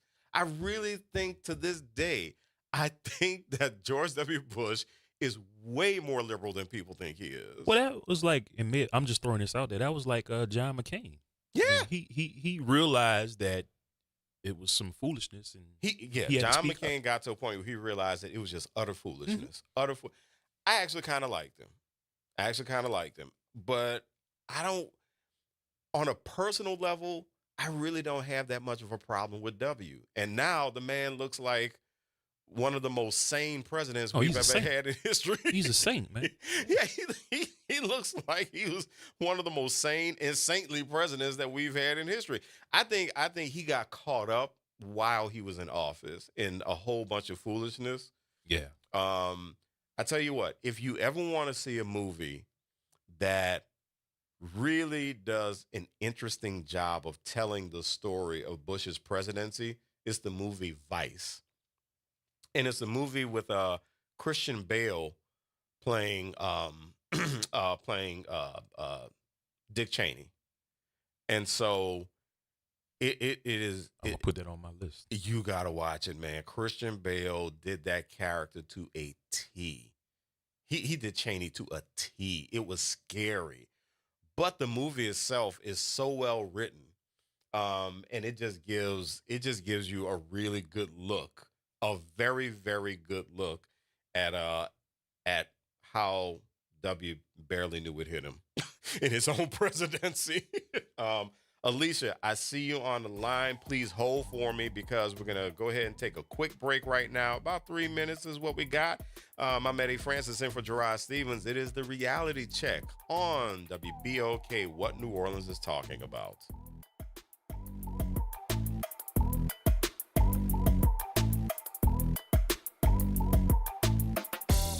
AURN News. I'm Ebony McMorris. After a two-day manhunt, 2 sleepless nights, law enforcement have apprehended Vance Bolter. One man's unthinkable actions have altered the state of Minnesota. That was Governor Tim Walz announcing that late Sunday, authorities arresting 57-year-old Vance Luther Bolter in rural Sibley County, ending a 2-day manhunt that mobilized more than 100 officers across southwest Minnesota. Bolter is accused of fatally shooting former House Speaker Melissa Hortman and her husband, Mark, and critically wounding State Senator John Hoffman and his wife in 2 pre-dawn attacks. Bolter masqueraded as a police officer to enter both homes, then fled after a brief shootout. In his vehicle, officers discovered a hit list of Democratic legislators and No Kings flyers, raising fears of further politically motivated violence. Bolter now faces 2 counts, each of second-degree murder and attempted murder. Federal charges loom. For AURN News, I'm Ebony McMorris. It's Off the Top with Norman Robinson on WBOK 1230 AM. We've seen enough, we've heard enough, and damn it, we've had enough. The apparent sentiments of most of the citizens in a just-released poll by political analyst Ron Fauché in reference to all things New Orleans.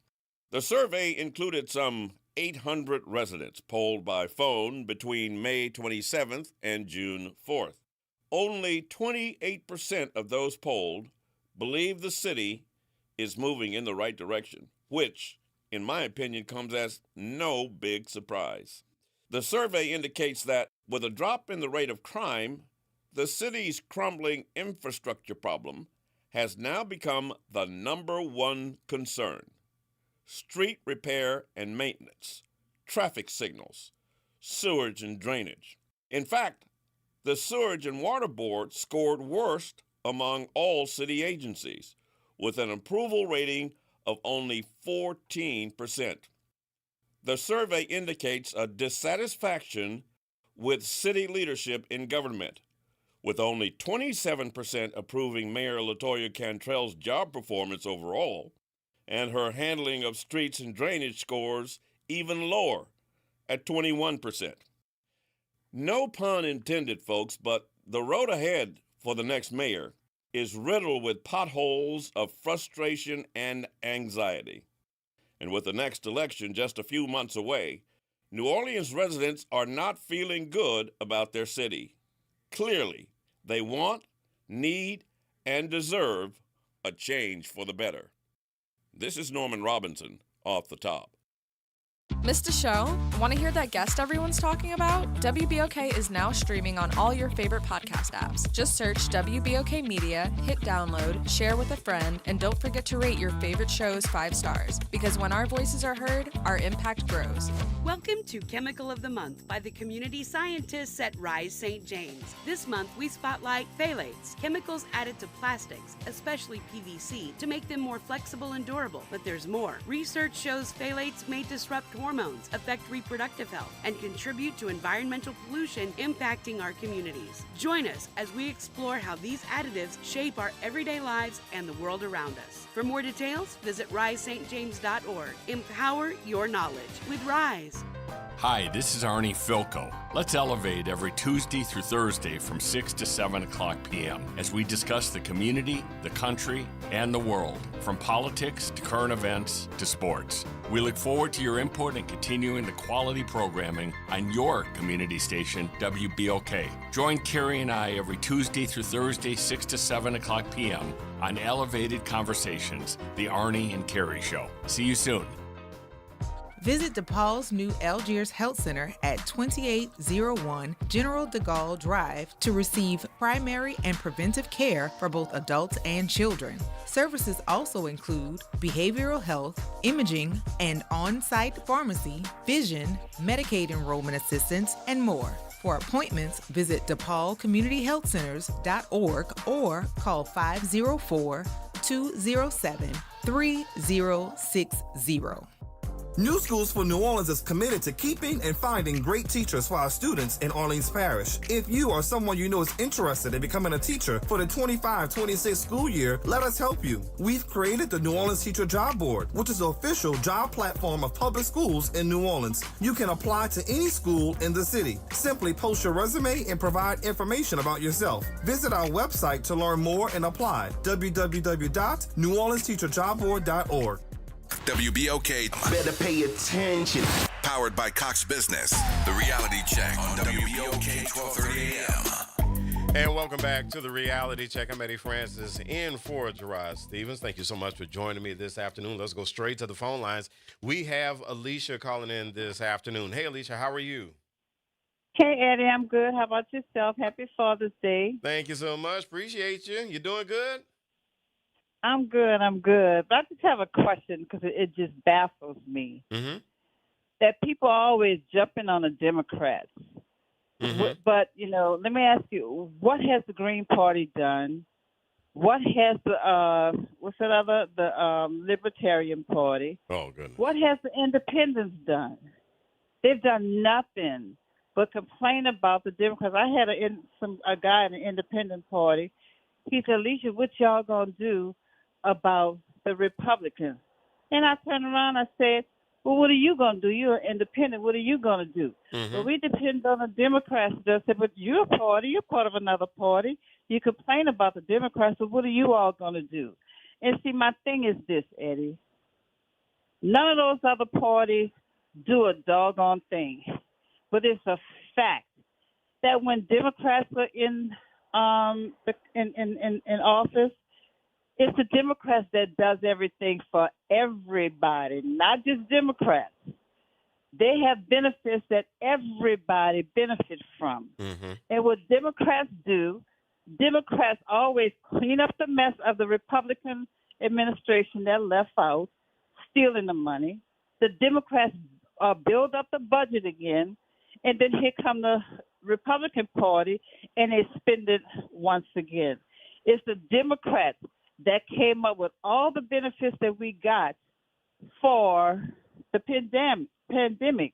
And that's because we had a Democrat Congress, Nancy Pelosi's Congress, over that nut Trump.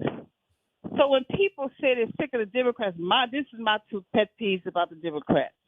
They're too wimpy, want to be too nice. They need to be gangster like Jasmine Crockett. And the other part is the Democrats need to go into these rural areas and try to change these Democrat pro-white trash Democrats. I shouldn't say pro-white trash, but the pro-white Democrats that vote against their own interests by voting Republican.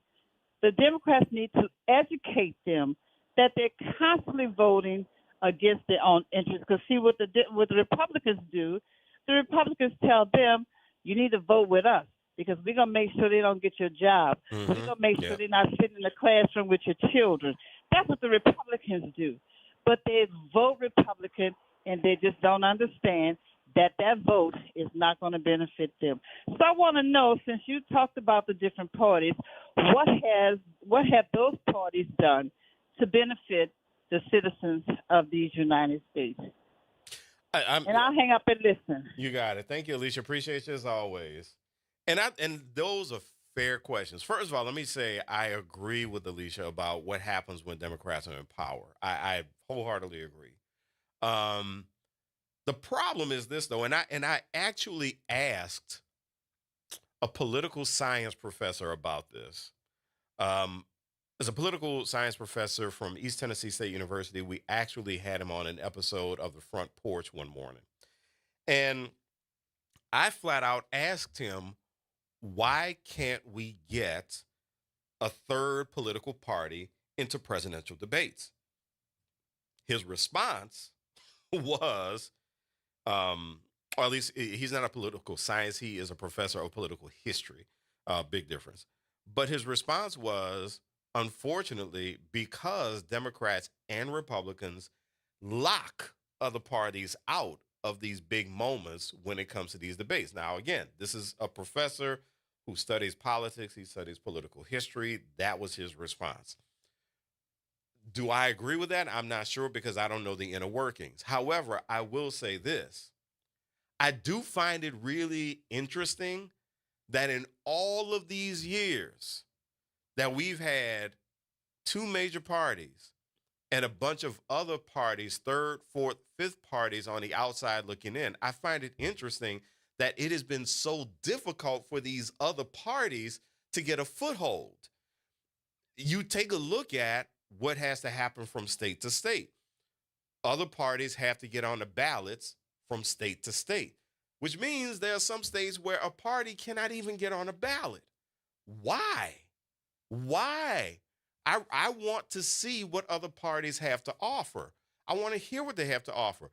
I really think there would be fewer independents in the country if we had a viable third party. But the problem, I think, and I really am inclined to agree with this professor, is that the Democrats and the Republicans have been very strange bedfellows in preventing a viable big third party, in preventing them from arising. Is that what's actually been happening? I don't know. But we do have to ask that question time and time again. Alicia asked the right question, I believe. What have they done? But it's hard to find out what they've done when it seems like maybe a third, fourth party, they've been suppressed. I don't know. What you think, Ron? Looks like you have something to say. Well, no, I ain't gonna say that. I'm gonna keep my mouth shut. Oh, you're gonna get. Well, I think it's correct me if I'm wrong. You might be able to help me out with this one, but I think it's an issue of we literally have a president right now who has his ass on his shoulders and thinks he can do whatever he wants to do. In turn, the Republican Party feels like no one else can touch them. Am I making sense with what I'm saying? It does, and I think what we're talking about, it actually comes way before him, and that's why this professor told me what he told me. That's why he said, unfortunately, in this professor's view, the Democrats and Republicans have if they haven't worked together on anything else, they've worked together to prevent a third viable party and from coming to power. So I hate to say that I'm inclined to believe that because I feel like I'm going into conspiracy theory territory with that. We could go there a little bit. Look, my name isn't T-Bone. This isn't the barbershop. I don't want this to be conspiracy theory fest, but let's come back. Let's come back and let's chew on it a little bit because I think people want to really figure this part out because now we're being forced to. I'm Eddie Francis in for Gerard Stevens. This is the Reality Check on WBOK, where New Orleans is talking about.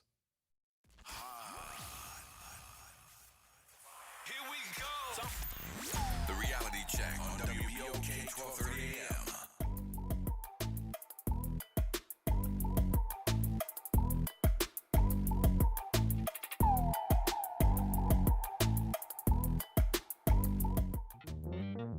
Have you heard the secret of what New Orleans is talking about?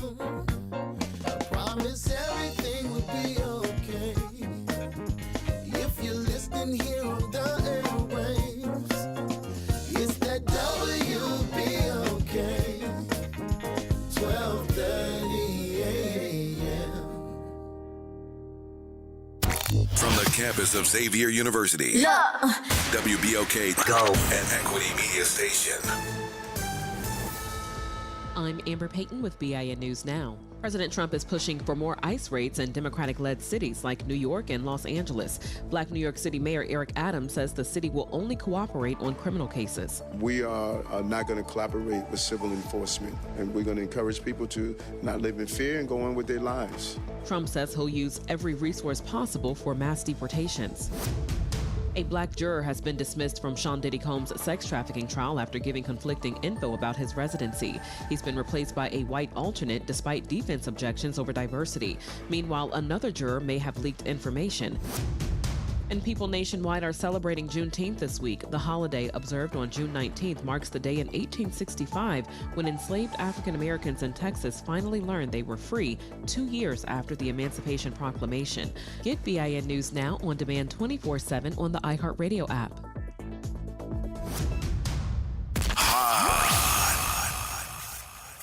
Here we go. The reality check on WBOK 1230 AM. And we're back with the reality check. I'm Eddie Francis in for Gerard Stevens. So Alicia came back on Facebook with a very good question. And Alicia's question is, why wait until the election? What have other parties done? And I think that is an excellent question. So what she put on the table is, in between the election, what have these other parties done? What have the Libertarians done? What have the Green Party? What has the Green Party done? What have the Greens done? I think there's Democratic Socialist Party. What have these parties done?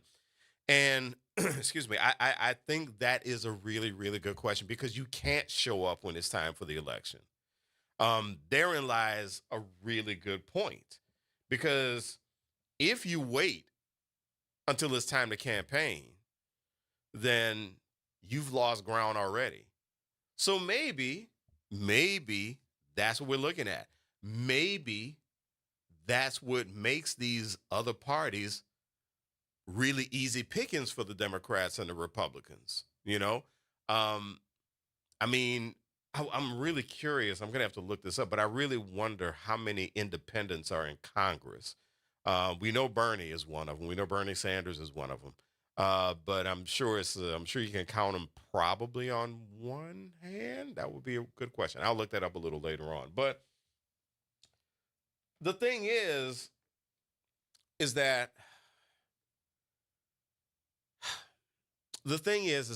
when I remember how much I resented in the 2000 election, that for whatever reason, it was incredibly difficult for Ralph Nader to get on the stage to debate Al Gore and George W. Bush.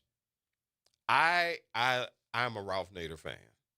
Ralph Nader is someone who has fought for consumer protections for years and years and years. And I remember when he ran in 2000, and actually Nader had run for president a few times. And so when he finally got some momentum and he got on the ticket with the Green Party for the 2000 election, I was excited, because here's a guy who had fought for consumer protections for so many years. I mean, Ralph Nader is the reason that we have seat belts. He's the reason for this. He wrote a book called Unsafe at Any Speed, or it was a report about how many traffic fatalities we had because people had not been wearing seat belts. And so he was doing all this consumer protection work. I wanted to see him debate Gore and Bush, and he couldn't get into the debates. He had a dog of a time, yet they would not let him into the debate. So he kept trying to do all of this stuff on his own, off to the side. And it was infuriating to me. I was furious about it, because I kept saying, I want to hear from someone else. I want to hear another point of view. And so, what happens in between the elections? Alicia, again, I agree with you. That is a good question. What are they doing in between elections? Yes. If there's something they need to step up, if there's a game that they need to step up, then they do need to step it up in between elections. They do need to step it up, especially for midterm elections. And so, that is something that we're going to have to figure that out. We're going to have to really figure that out. But as wild a solution as it is, as wild a solution as I have, to really bring more balance to what's going on politically, there has to be something creative done, something very creative. So I have this question, and I've been meaning to throw this out to the audience, and I got to find out New Orleans, or if you're a New Orleanian outside of the area, I got to know, what are you looking for in your next mayor? What do you want? Not who. Not who. Don't call up here with a campaign speech. 504-582-9422. 504-582-9422. Here's what I'm getting at. I think the city is at a point where we need to focus on the type of mayor that we're going to have, not necessarily the person. And the reason I say that is that if you can focus on the type of mayor that you want, and when I say type, I'm talking what kind of personality, what kinds of skills, what kind of knowledge are you looking for? All of this stuff counts. All of this stuff counts. It could be whatever mix of skills, knowledge, experience, personality, connection to the city. It could be a mix of all of that.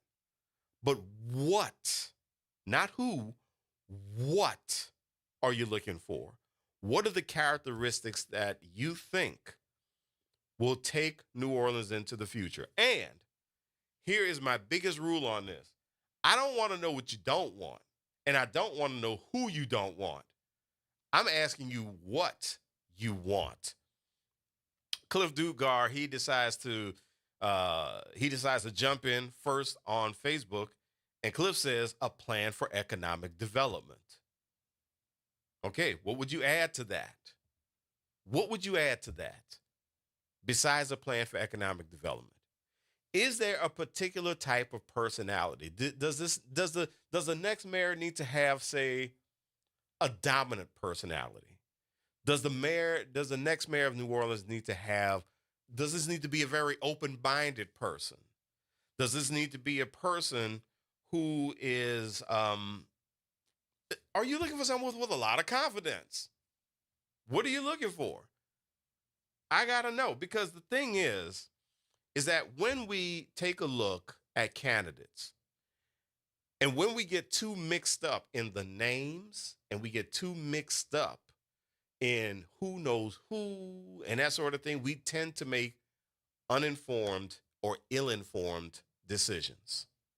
I think if we focus more on a list of traits, if we focus more on things like the type of personality, if we focus more on skill set, that gets us away from, and I'm just going to say it, some of the pettiness that tends to come up when it comes down to voting.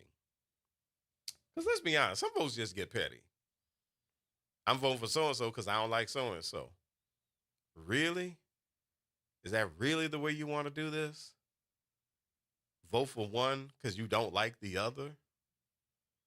Come on now. Because the thing is that what you could miss in the person that you don't, quote unquote, like, you could miss a valuable skill set in that person. You could miss some valuable knowledge with that person.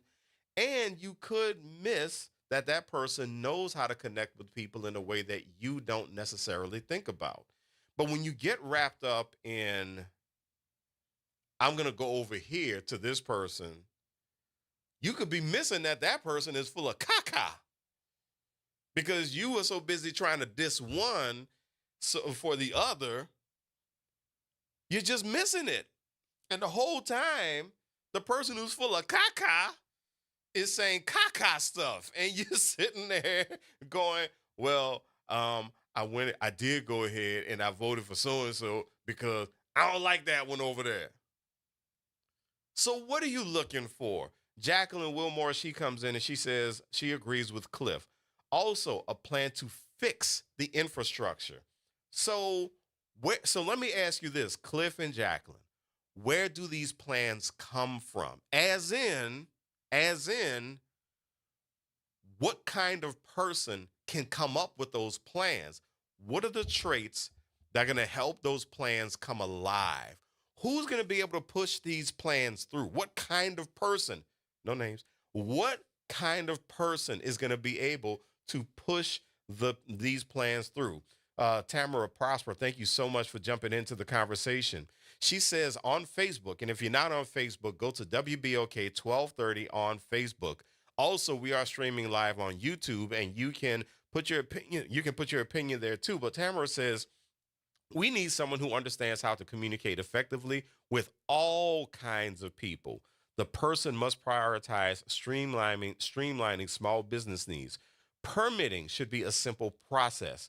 We need someone who holds contractors accountable for timely, efficient, quality work. Street repairs, street light repairs and upgrades, pipes and sewage repairs, building repairs and upgrades shouldn't be started and left undone for months before completion. So what does this person look like? Oh, when we take a look at the traits, what are the traits that are going to get it done? Because I have to warn you about something.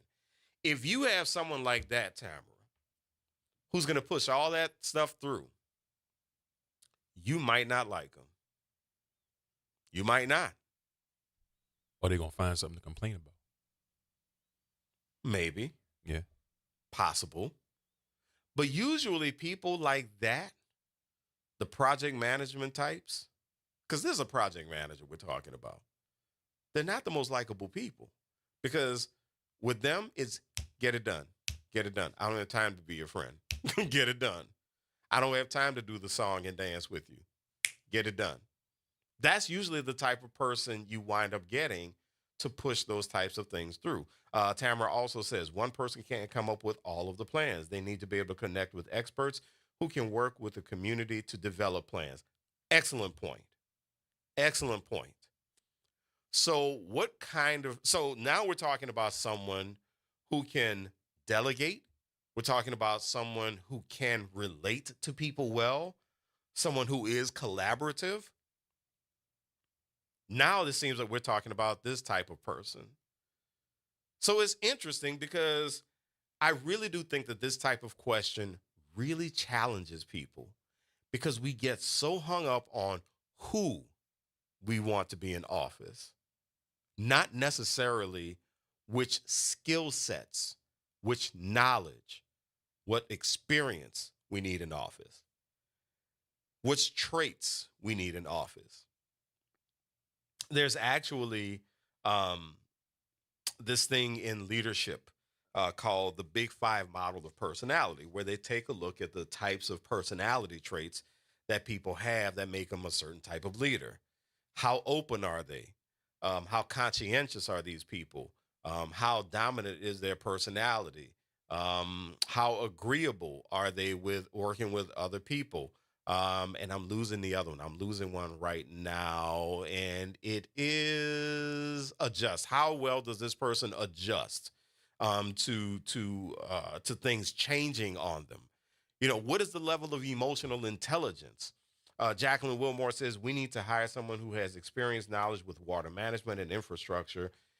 They need engineers for sewage and water board. So we have two people so far who have pointed to infrastructure, someone who can help manage that process. But going back to Tamara's comment, it's not going to be just one person. So again, what kind of person is going to be able to gather the team that's going to push the city forward? Now, I will say this. I'm going to tell y'all what I think we might want to consider with gathering a team, and that is someone who is going to honestly, actually put together a qualified team. A qualified team. And I'm not trying to throw shade at anybody. That is a general statement. I mean, because friends like to hire friends. I was a job recruiter. I saw what happens when friends hire friends. I saw what happens. You can only hope that the person hiring the friends actually sees that the friend is very skilled at what they do. That you can only hope. and you have to. That's how I got over here. Never mind. Cliff asked a question, but does race matter? Gender? It could. It could. I mean, because one of the things that I brought up, what about a sense of connection? The thing is that when you lean too heavily in one direction, you start to miss all the other stuff. So when you start to lean too heavily into, let's say, infrastructure, you start to lean too heavily into saying, hey, we need somebody who's great with infrastructure. Excellent.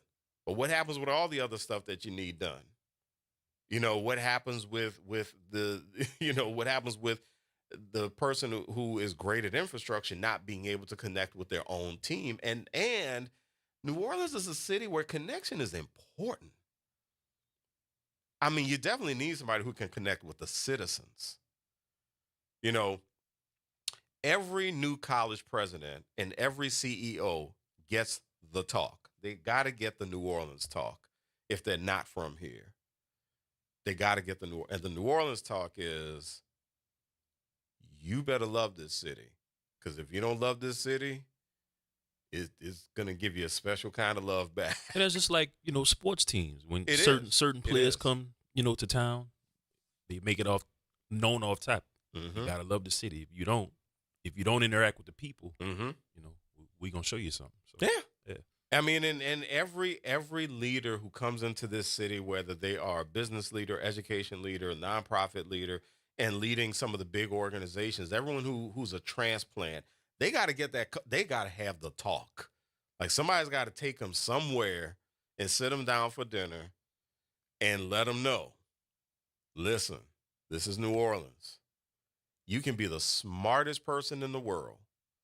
You can have all the degrees you want. You can have 25 doctorates and you can solve every problem imaginable in humankind. But if you can't connect with the people of New Orleans, if you can't connect with the people here, you will have a problem. And I do think that is something that really matters in this conversation. Alicia and Cliff are having a conversation right now on Facebook, and Alicia says, and when it comes to Cliff's question, but does race matter? Gender? Alicia responded, does not matter to me. I want someone, no matter the color or gender, but one who can deliver. And then therein lies that other question. Okay. Let's say you get that person and you have said it doesn't matter with race or gender, and that person gets in. The first time they go left on everybody and they are not of a certain race or a certain gender, what are we going to do? Who is going to come to that person's rescue? Is someone going to say, listen, so-and-so made a mistake? They made a mistake, okay? Is somebody going to come to that person's rescue? Or is this person going to have the kind of team around them that's going to be able to save them from themselves? Because, one of the things about politics to me that is really rough, and I'm going to keep saying this, politics is a dirty game. Nobody comes out clean. But at what point do you allow for someone's humanity in politics? When do you draw the line and say, you know what? I'm not looking at you as a person anymore. You did X, and that is it. You tore draws, okay? you tore the undies. We are no longer on the same page. I have to treat you like an object now. But has there ever been a moment in politics where that has happened? Where what has happened? Where we, say that this person is human. Yeah. Really? It's happened. So it depends on the constituency. That's what, yeah. It depends on the constituency. And I think also it depends on the place. Because I think there are some places in this country, there's some places around the world that are much more understanding of human error than others are. Mm-hmm. But the question is, where do you draw that line? Where do you draw the line to say, okay, you know what? I gave you a chance. Chances are done. Like I said, we in New Orleans. Ain't gonna happen. I don't know. Maybe, I don't maybe. know. I don't know. I would love your feedback, though. I would love your feedback, New Orleans. 504-582-9422, 504-582-9422. Or you can continue the conversation on Facebook, WBOK 1280 or 1230, I should say.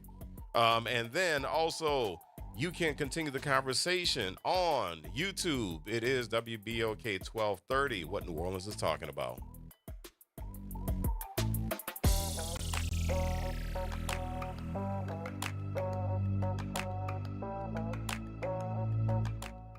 On Auto Trends with JeffCars.com, here's a snippet of some of what we cover. GPS pioneer Gladys West. We worked long hours computing trajectory orbits and satellite orbits, trying to get the data and everything correct enough. Auto analyst Mark Bland. 14 new vehicle deals that happen in this country out of every 100 that women don't have a fingerprint on. To tune in, check out Auto Trends with JeffCars.com, Saturdays at 4 p.m. on WBOK, what New Orleans is talking about. Connect with NOLA Public Schools. Follow us on Instagram, Facebook, and X for the latest updates. Sign up for District Digest, our official newsletter where we share district achievements, celebrate student successes, and keep you informed about our vision of providing a high-quality education. And don't miss our school board meetings. Watch in person or live stream on YouTube. Stay informed, stay engaged. Visit NOLAPublicSchools.com today. Again, that's NOLAPublicSchools.com.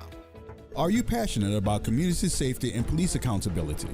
Tune in to The Monitor's Mic, where we talk about oversight, policing, and you.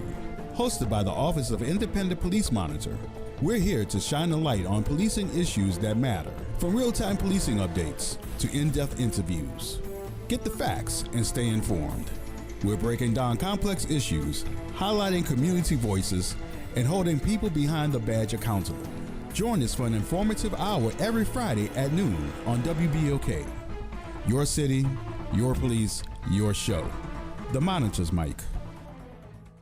Visit DePaul's new Algiers Health Center at 2801 General de Gaulle Drive to receive primary and preventive care for both adults and children.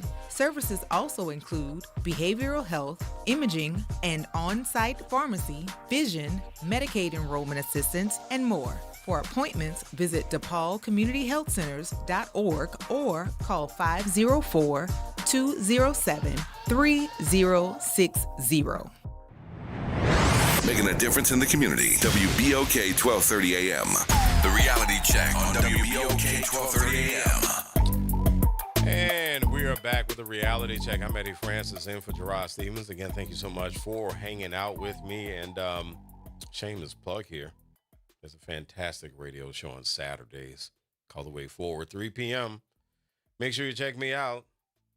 I actually had the gentleman on the other side of the bag, on the other side of the glass with me a couple of weeks ago. I enjoyed that, too. Thank you, man. I appreciate it. You were an excellent interview. Thank you. You the man. You were that dude. I appreciate that. Yeah, man. Make sure you check out Conversations with Ron Richardson, too. Was it 9 a.m. every Saturday? Yeah, 9 a.m. to 10 a.m. 10 a.m. I can't get it out. 9 to 10 a.m. every Saturday. All right, there you go. Yeah, there you go. You know, Ron, us Saturday people, we got to stick together. Yeah. We got to stick it's together. It's all love, baby. Yeah. We got to stick together, because the Saturday shows, Saturday shows, we're stuck out there in no man's land on Saturday. That's it. I'd be surprised if I get more than 10 listeners. But hey, Nah. Most definitely, you will get more than that. You know what? I'm going to tell you something right now. Ron, you and I, we're going to speak it. Our stuff is going to blow up. Okay. Yeah, right. We're speaking it. June 16th, 2025 at 6:24 p.m. Yep. Spoken into existence. That's right. All right. On Tupac's birthday. That'll work. Yep. All right. All right. Alicia Plummer coming back on Facebook. More to say. Alicia always has a lot to say. That's no good. She said, Eddie, you were referring to a white person, but about the black person who's not looking out for the same black that they can, onto not delivering for blacks. The Clarence Thomases, the Brian Donalds, and the, the big people who delivered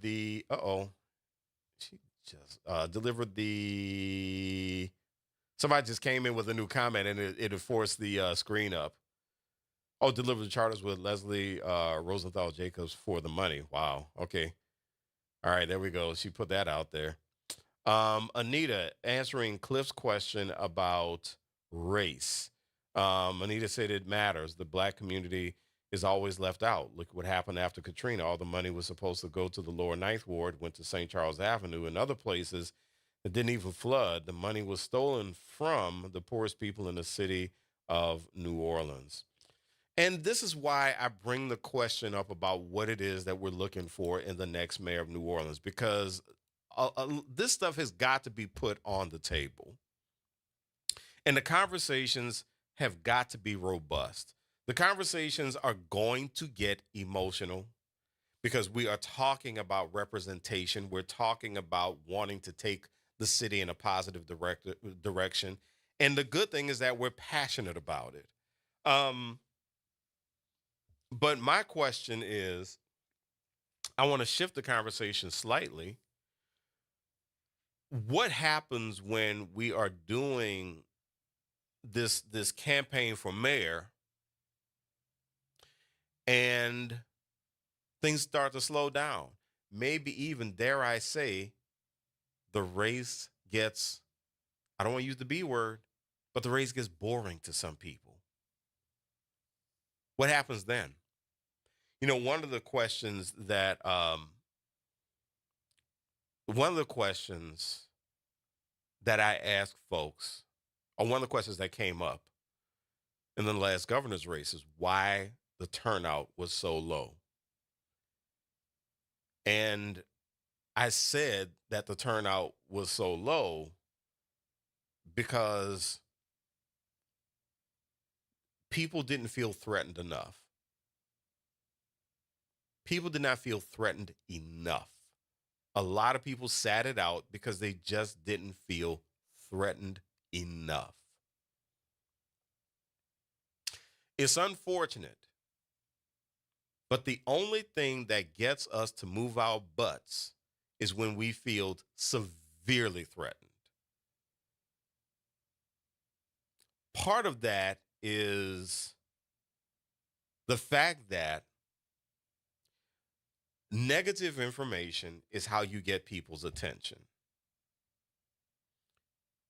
What happens a lot of times, and there's a reason that media outlets have gone the way they have gone over the past few years, because there are media outlets that have figured out that if you want to get people to pay attention, you have to put some bloody meat out there. Because our brains react much more quickly and easily to negative stuff.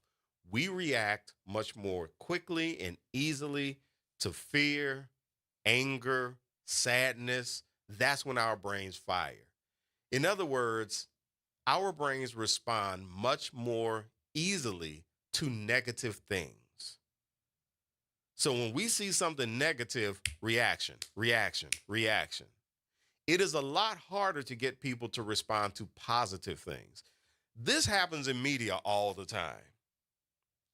All the time, you have people who go to media outlets and ask, why don't y'all report more positive stuff? I've actually had journalists tell me this.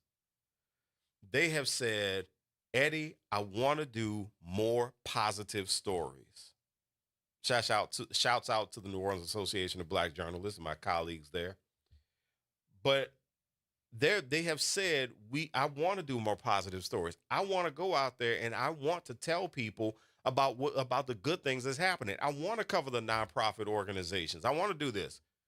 But every time I do it, I don't get any kind of a response. When I write the positive stories, nobody checks out the positive stories. But if I write a story where it is some kind of crazy carnage or something, then people are clicking all day. This is where they get the saying, if it bleeds, it leads. When it's out of the scope of the norm, they're not gonna understand it. But the thing is what's become normal to us? what's become normal to us is tyranny. I mean, well, even beyond that, I mean, what's become normal to us is destruction. You know, what's become normal to us is mess. It's like the best scenario that I can come up with is, okay, when I was growing up in the 90s, you had all your sitcoms and everything. Mm-hmm. Even though, you know, it was funny, there was still a point at the end of it that, you know, you took home a lesson. Now there's, and I love loving hip hop, but there's loving hip hop. And all of these shows that's just out the box. Yeah. Our brains are just wired to respond to the negative stuff. There was this really, oh man, it was a great study done back in 2015. And it was done by the American Advertising Federation. I think it was funded by the American Advertising Federation. And it was done in partnership with Zeta Phi Beta sorority. Shouts out to the Zetas. My wife is a Zeta. And in this study, what it was is that it was a study done about the perception of Black women and how media has influenced people's perception of Black women. Black women?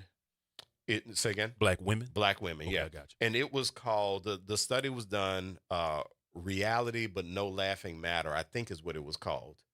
But what the study found was something that we already knew. And that is people responded much more strongly to this perception of the angry Black woman. But it also got to a point where people didn't believe that there was any other kind of Black woman, because what we had been seeing was this foolishness on reality TV with sisters, you know, fighting and rolling around on the floor, punching at each other, snatching wigs off and all this kind of stuff. And it just got to the point where that's what people would tune into these shows because that's what they were waiting for. You know, and even some of your most intelligent friends, you know, who you're just like, oh, I bet you just watch PBS. You know, they're just like, oh, nah, my favorite one is Real Housewives. You know, and so loving hip hop. And so they would watch all these shows, but what happened was this study just uncovered the fact that basically the public is addicted to this stuff. Yeah. And this shapes the way we react this shapes the way we interact with one another. Unfortunately, outside of the Black community, it's become almost a slam dunk that folks are going to view Black women as angry Black women, not necessarily as people or some person having a bad day one day or some person going through something like anybody else. But that's just like social networking. Mm-hmm. You know, we gravitate towards mess in, absolutely, you know, whatever a person posts online. It's like, oh, well. Oh, I'm telling you right now, my followers on my social media platforms, I'm not getting above 4 figures. Yep. This is no way, because I'm not doing it. Mm-hmm. I'm just not doing it with people. Right. I can't tell you how many times per week I start a social media post and I delete it. Yeah. It's just, it never sees the light of day because I'm sitting there going, that is not me. That's not my voice, and I'm not saying it. Mm-hmm. And you know, of course, people get into the whole, oh, you're not really being yourself. I actually am being myself. When I think twice about what I'm going to post, I'm being myself, because the other part to it is too, like, everything doesn't have to be posted on Facebook. Right. You know, I'm not going to post, you know, oh, I'm feeling down today, because everybody's going to gravitate towards it and do the status quo. Absolutely. Yeah. Absolutely. We got Terry on the line. Can't leave Terry hanging, so let's see what's going on. Hey, good evening, Terry. How you doing? All right. How you doing, baby? I'm doing good. Thanks for calling. What's on your mind? I've been listening to you for the last few minutes. I didn't really catch everything at the top of the broadcast. But this is what I want to say. I think we were nonchalant when Mayor Cantrell was elected. Not because, you know, we didn't care. I just think that, you know, we all thought she would come in and do a good job. I mean, she did a decent job with the virus stuff, Eddie. Mm-hmm. But what I'm saying is, and I'm not against the female mayors or female, people who run for the office, but we've been under black leadership from Dutch Mariel to Mark Mariel to Ray Nagin and all the rest of them, and Mitch Landrieu. I just think we're missing something. New Orleans is improving in a lot of ways, but I mean we got a far way to go. Only thing I just think that I think Oliver Thomas would be the perfect mayor candidate because he knows the city and he has been on the council for years. He just, I ain't talking about now. I'm talking about at the beginning. He was on the council, so he knows the city. He knows the pulse of the city. He knows how the city is run. And if I'm pro Oliver Thomas, I'm pro Oliver. He's a New Orleanian. I don't think we need any more outside people from California like Mayor Cantrell. We need somebody who knows the pulse of the city. So what you got to say about that? Well, I mean, it sounds to me what you're looking for is you're looking for someone who actually has a relationship with the city, someone who can connect with the city, and then also someone who has experience dealing with the politics of the city, or at least understands the flow of things in the city. And so let me ask you this. Do you think it's possible that someone who is not from New Orleans, if they've been here for a while, and at least if they have established relationships in the city and they have proven themselves to be fair, do you think that person could be successful? For example, I love what you just said. And just like take Gerard. Gerard is not from here. He's not from New Orleans, but Gerard is an outstanding man who has got the pulse of the city. But, I mean, he learned the city, by staying here. But at the same time, between time, I just really think at this time, we need somebody who is from the city, who knows the jailhouse, for example, with the jailhouse rate. Oliver knows about that. He knows he's from the lower ninth ward. I mean, he grew up here. He's a New Orleanian. He knows the feel and the pulse of the city. And we need somebody who really knows the pulse of the city. They got, what her name is, Helena Moreno. She's running, and I ain't saying she's not a good candidate, Eddie. I'm saying that Oliver has more of the pulse of the city. He grew up here as a child. He knows this city. And that's all I got to say. All right. Thank you, Tara. Appreciate you for giving me a call. So, so this is the thing. And I'm really curious about this. Did hearing the name distract you from qualities? I'm just curious. Familiarity is a great thing. Connection is a great thing. Those are all things that we need. What happens, and I want everybody to understand what I am about to ask, because at the very beginning of this, my big rule was let's focus on qualities as opposed to names of candidates. But what happens when someone has a sense of connection, or if someone has a sense of connection, but they cannot meet the demands of the moment? So infrastructure was brought up. Now, infrastructure seems to be a bit tricky because, it depends on, it seems to me that the infrastructure depends on a whole lot of factors that have to be in place. And it seems like the planets need to be aligned in order for us to get infrastructure done. And the other thing is infrastructure projects take forever. I mean, this happens all the time in politics. You'll have one politician who set up the infrastructure project, and then the project doesn't happen until that politician gets out of office, and the next politician gets credit for the previous politician's work. That happens all the time in politics. And the funny thing is that I don't care how many times you tell the public this type of thing, people still never get it. That's the part that gets me. But anyway, So I'm just curious in listening to what Terry said, listening to Terry's scenario.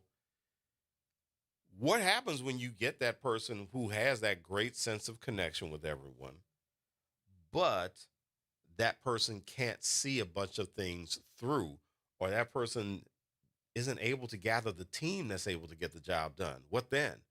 Was the sense of connection worth it? I'm not saying this in opposition to a person. I'm saying this, I'm putting this on the table as a question. I'm saying it as a question as far as the qualities of the candidates and the qualities of the leader that you're looking at. This is why, to me, it's so important to look at these things in balance. How do you balance that person who's going to see the infrastructure projects through, or at least set up for infrastructure improvements? How do you balance that with the sense of connection, while also balancing it with years of experience, and also being able to balance it with knowledge and expertise about running a city? Because here's another mistake we make. A lot of times the mistake that we make is that we say, okay, we need infrastructure done. We need somebody who is knowledgeable about infrastructure without thinking about all the other stuff that a mayor has to worry about. So that's why you have to think about what the balance looks like. There was actually a very, there was a podcast I was listening to, and it really put this very interesting point out there about what happens when someone who is highly knowledgeable in a specific area takes on the role of a leader. What happens? Does that knowledge transfer into leadership?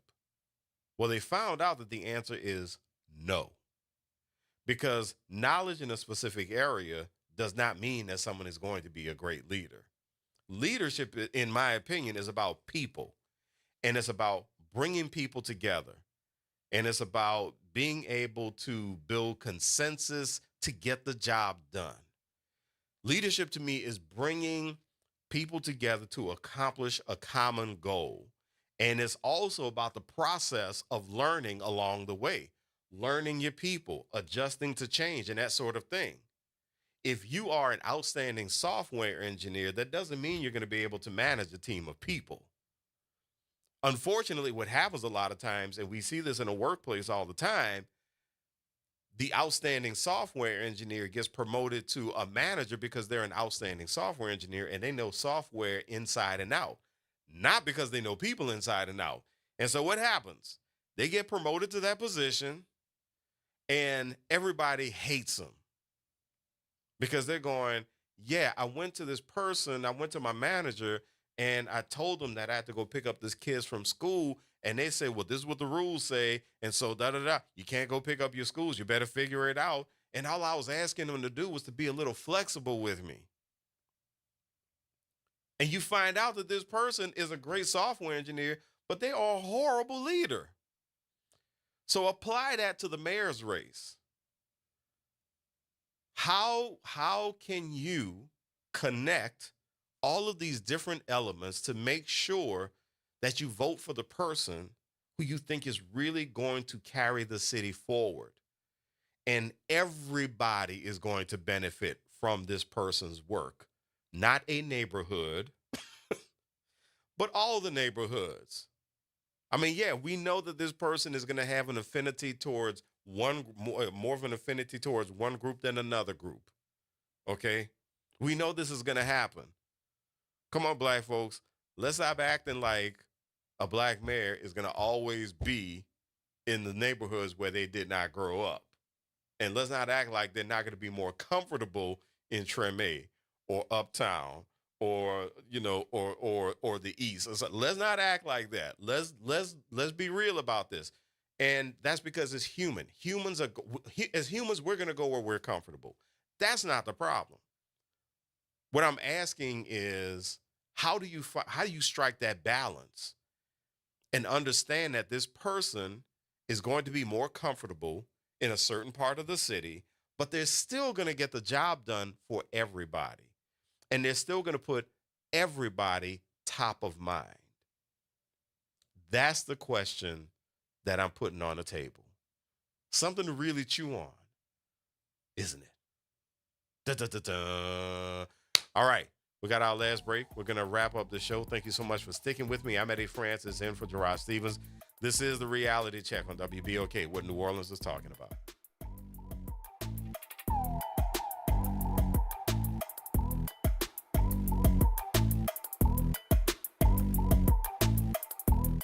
Attention, WBOK listeners. Are you a fan of the station and want to show your support in style? Well, we've got some exciting news for you. Introducing the official WBOK merchandise, the perfect way to wear your love for the station. Whether you're a longtime listener or a new fan, we've got something for everyone. Head to WBOK1230.com now and grab your WBOK gear before it's gone. When you buy WBOK merch, you're not just getting quality items, you're supporting the station you love. Hi, this is Cary Grant. Let's elevate every Tuesday through Thursday from 6 to 7 p.m. as we discuss the community, the country, and the world, from politics to current events and sports. We look forward to your input and continuing the quality programming on your community station, WBOK. Join us every Tuesday through Thursday, 6 to 7 p.m. on Elevated Conversations, the Arnie and Cary Show. Hey, New Orleans, look for important changes to your natural gas service. This summer, Delta Utilities takes over for Entergy Gas with a Louisiana-born, Louisiana-based approach to safe, clean, reliable natural gas. No interruptions or rate changes due to the transition, just dependable service and modernized technology to keep you running smoothly. Get to know us at deltautilities.com and stay tuned for more later this summer. Delta Utilities, focused on natural gas, committed to New Orleans. Accrue NOLA is transforming how professionals connect and grow. Join them for Fed by Accrue, a community networking celebration that honors both Juneteenth and Pride Month while celebrating the power of diverse voices in business. This isn't a typical networking. Accrue has created a safe, inclusive space where genuine connections lead to meaningful collaborations. On Thursday, June 19th, innovators from across the greater New Orleans area and the Gulf South will gather at the lab on Ursulines Ave for purposeful conversation with industry leaders and authentic relationship building that advances your professional career and business growth. Accrue connects you with established industry leaders and emerging entrepreneurs who share practical insight and business resources. These connections translate into real opportunities for career advancement and business growth. Come join a community where authenticity meets opportunity, where diverse perspectives drive innovation, and where meaningful partnerships are built to last. Fed by Accrue, Thursday, June 19th from 5 p.m. till 8 p.m. at the Lab, 2600 Ursulines Ave. Learn more and join the community at accruenola.com/RSVP. Hey, have you heard the news? First Pilgrims Baptist Church is now on WBOK 1230 a.m. Tune in every Sunday at 11:30 a.m. to hear Pastor Eugene Mitchell give you the inspiration you need for the week ahead. That's every Sunday morning, 11:30 a.m. only on WBOK 1230 a.m. Oh, yeah. Uptown, downtown, wherever you are, keep it locked in to WBOK. The Reality Check on WBOK 1230 a.m. And welcome back to the last segment of the Reality Check. I'm Eddie Francis in for Gerard Stevens. Thank you so much, everyone who has logged in, checked out the show, hung out with me. I really, really appreciate you. You made me feel welcome. Well, at least you didn't tell me that you didn't like me. Anyway, so I really appreciate you. And I'm going to give you a couple of references here, a couple of things to check out. Again, shameless plug for The Way Forward on Saturday at 3 p.m. That's the show that I host. And there are a couple of episodes. We've talked a lot about politics this afternoon, and there are a couple of shows that I want to call your attention to. A couple of episodes. One, they're back in December. December 28th, I had a great conversation with a professor from Southern University, Dr. Eugene Bernard Lee Johnson. He's an assistant professor of political science at Southern, and I brought him in to talk about politics, the ABCs of politics. He has some very interesting takes, and one of the most interesting takes that Eugene had in that episode is that he talked about the fact that when politicians win in office, he asked me, what is the job of a politician once they win a seat? And I'm going to serve the people. And he said, no, to win the seat again. So as soon as politicians, a lot of times in Dr. Lee Johnson's view, a lot of times when they are elected, their first order of business is to start campaigning immediately for the next office. So if you want to check out that episode of The Way Forward, go to the WBOK page on Facebook and use the hashtag The Way Forward WBOK. That episode ran December 28th, 2024. And there was another episode, excuse me, I talked to one of my good friends, one of my good colleagues, Dr. Robert Collins, professor of urban studies and public policy from Dillard University. And I had Doc on to talk about public policy 101 kind of. And so again, you can go to the Way Forward, use the hashtag The Way Forward WBOK. That show ran December 14th or December 21st of 2024. And those are a couple of really good reference spots where you can check out the shows and just get your fill of knowledge from people. So I want to close out. There was this really interesting piece that I read, and get ready for this. I know it's been really hard for you to figure this out. I know this is something you ask yourself about it, you struggle with it, and I just want to make sure that I help you out right now. I want to help you come up with a definitive answer for this question of remote work. I know you struggled with this, Ron, but scientists have studied remote work for 4 years and have reached a clear conclusion. Working from home makes us happier. I don't know about that. If I'm at the house, I'm asleep. Are you happy when you sleep? Very much so, yeah. Working from home makes you happier. I guess you're right. I mean, I guess it's going to be kind of hard to do this from home. But I mean, I'm just throwing this out there. Let's say you and I make it to syndication 10 years from now. We could kind of, work from home and make things happen. It can happen. It can happen. It could happen. It can happen. So this article, I laughed when I saw it because the first thing I thought to myself was no stuff. But then, of course, you're talking about certain professions, right? When you talk about working from home, usually administrative type jobs. And scientists, this article says, have spent 4 years diving deep into the world of remote work and have stumbled upon a powerful truth. Working from home genuinely makes us happier. As millions shifted to teleworking amid the pandemic, we began as a forced experiment, slowly reveal life-changing benefits far beyond what anyone expected. By the way, the website for this is cmu.fr. You're going to find out why that is the URL in just a second. Here's the thing, and I don't want you to yell at me about this, okay? This research from the University of South Australia, which uniquely started well before COVID-19 crisis, tracked employees over several years to uncover how flexibility in where we work transforms our lives, mental health, and even productivity. Now, I know you say, Eddie, that's Australia. What about America? Oh, my American buddy is happy working from home. Very, very happy. But I will say this, too. When I was doing my master's degree research, my research had a lot to do with human behavior. Most of the good research came from overseas. So I was pulling research from places like Turkey and England and France and Australia. As a matter of fact, one of the academics whose work I follow on leadership, she's out of Australia. You do find a lot of good scholarly articles from different areas of the world too. Absolutely. Yeah. A lot. They're detailed. You can pull whatever you need to pull from them and everything. But some of the best human behavior stuff comes from overseas. Yep. Because we don't know what we're doing over here in America. So you ain't say that too loud. One of the first perks most remote workers notice is the gift of extra time. Before the pandemic, the average Australian spent over 3 hours a week commuting to and from the office. Those daily trips don't just eat away at our schedule. They also pile on stress, fatigue, and reduced mental health. So This I very much can I can identify with this.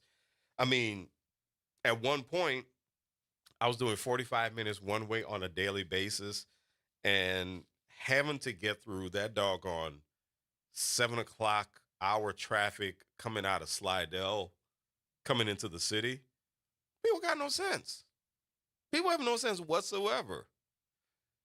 The study found that eliminating or reducing this travel means roughly 30 extra minutes of nightly sleep for remote workers.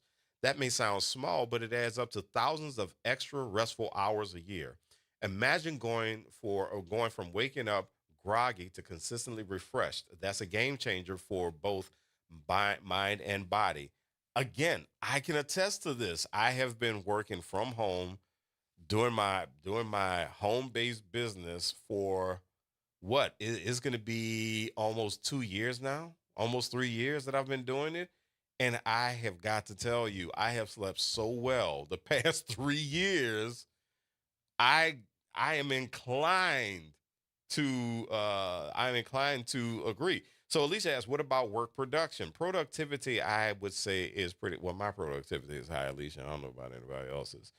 Jacqueline, she says working from home makes us happier. It darn sure does.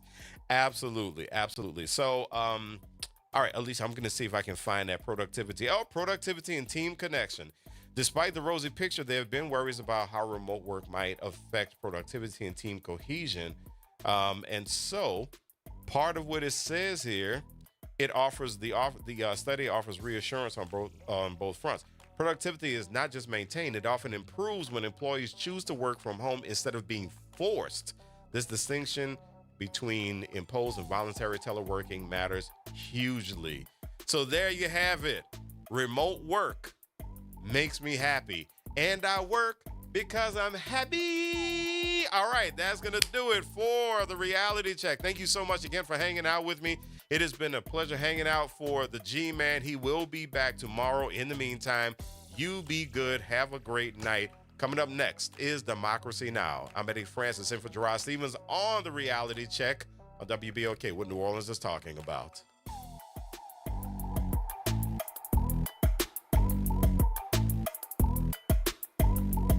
This is Arrington Gavin, and the Arrington Gavin Show is coming up next on WBOK.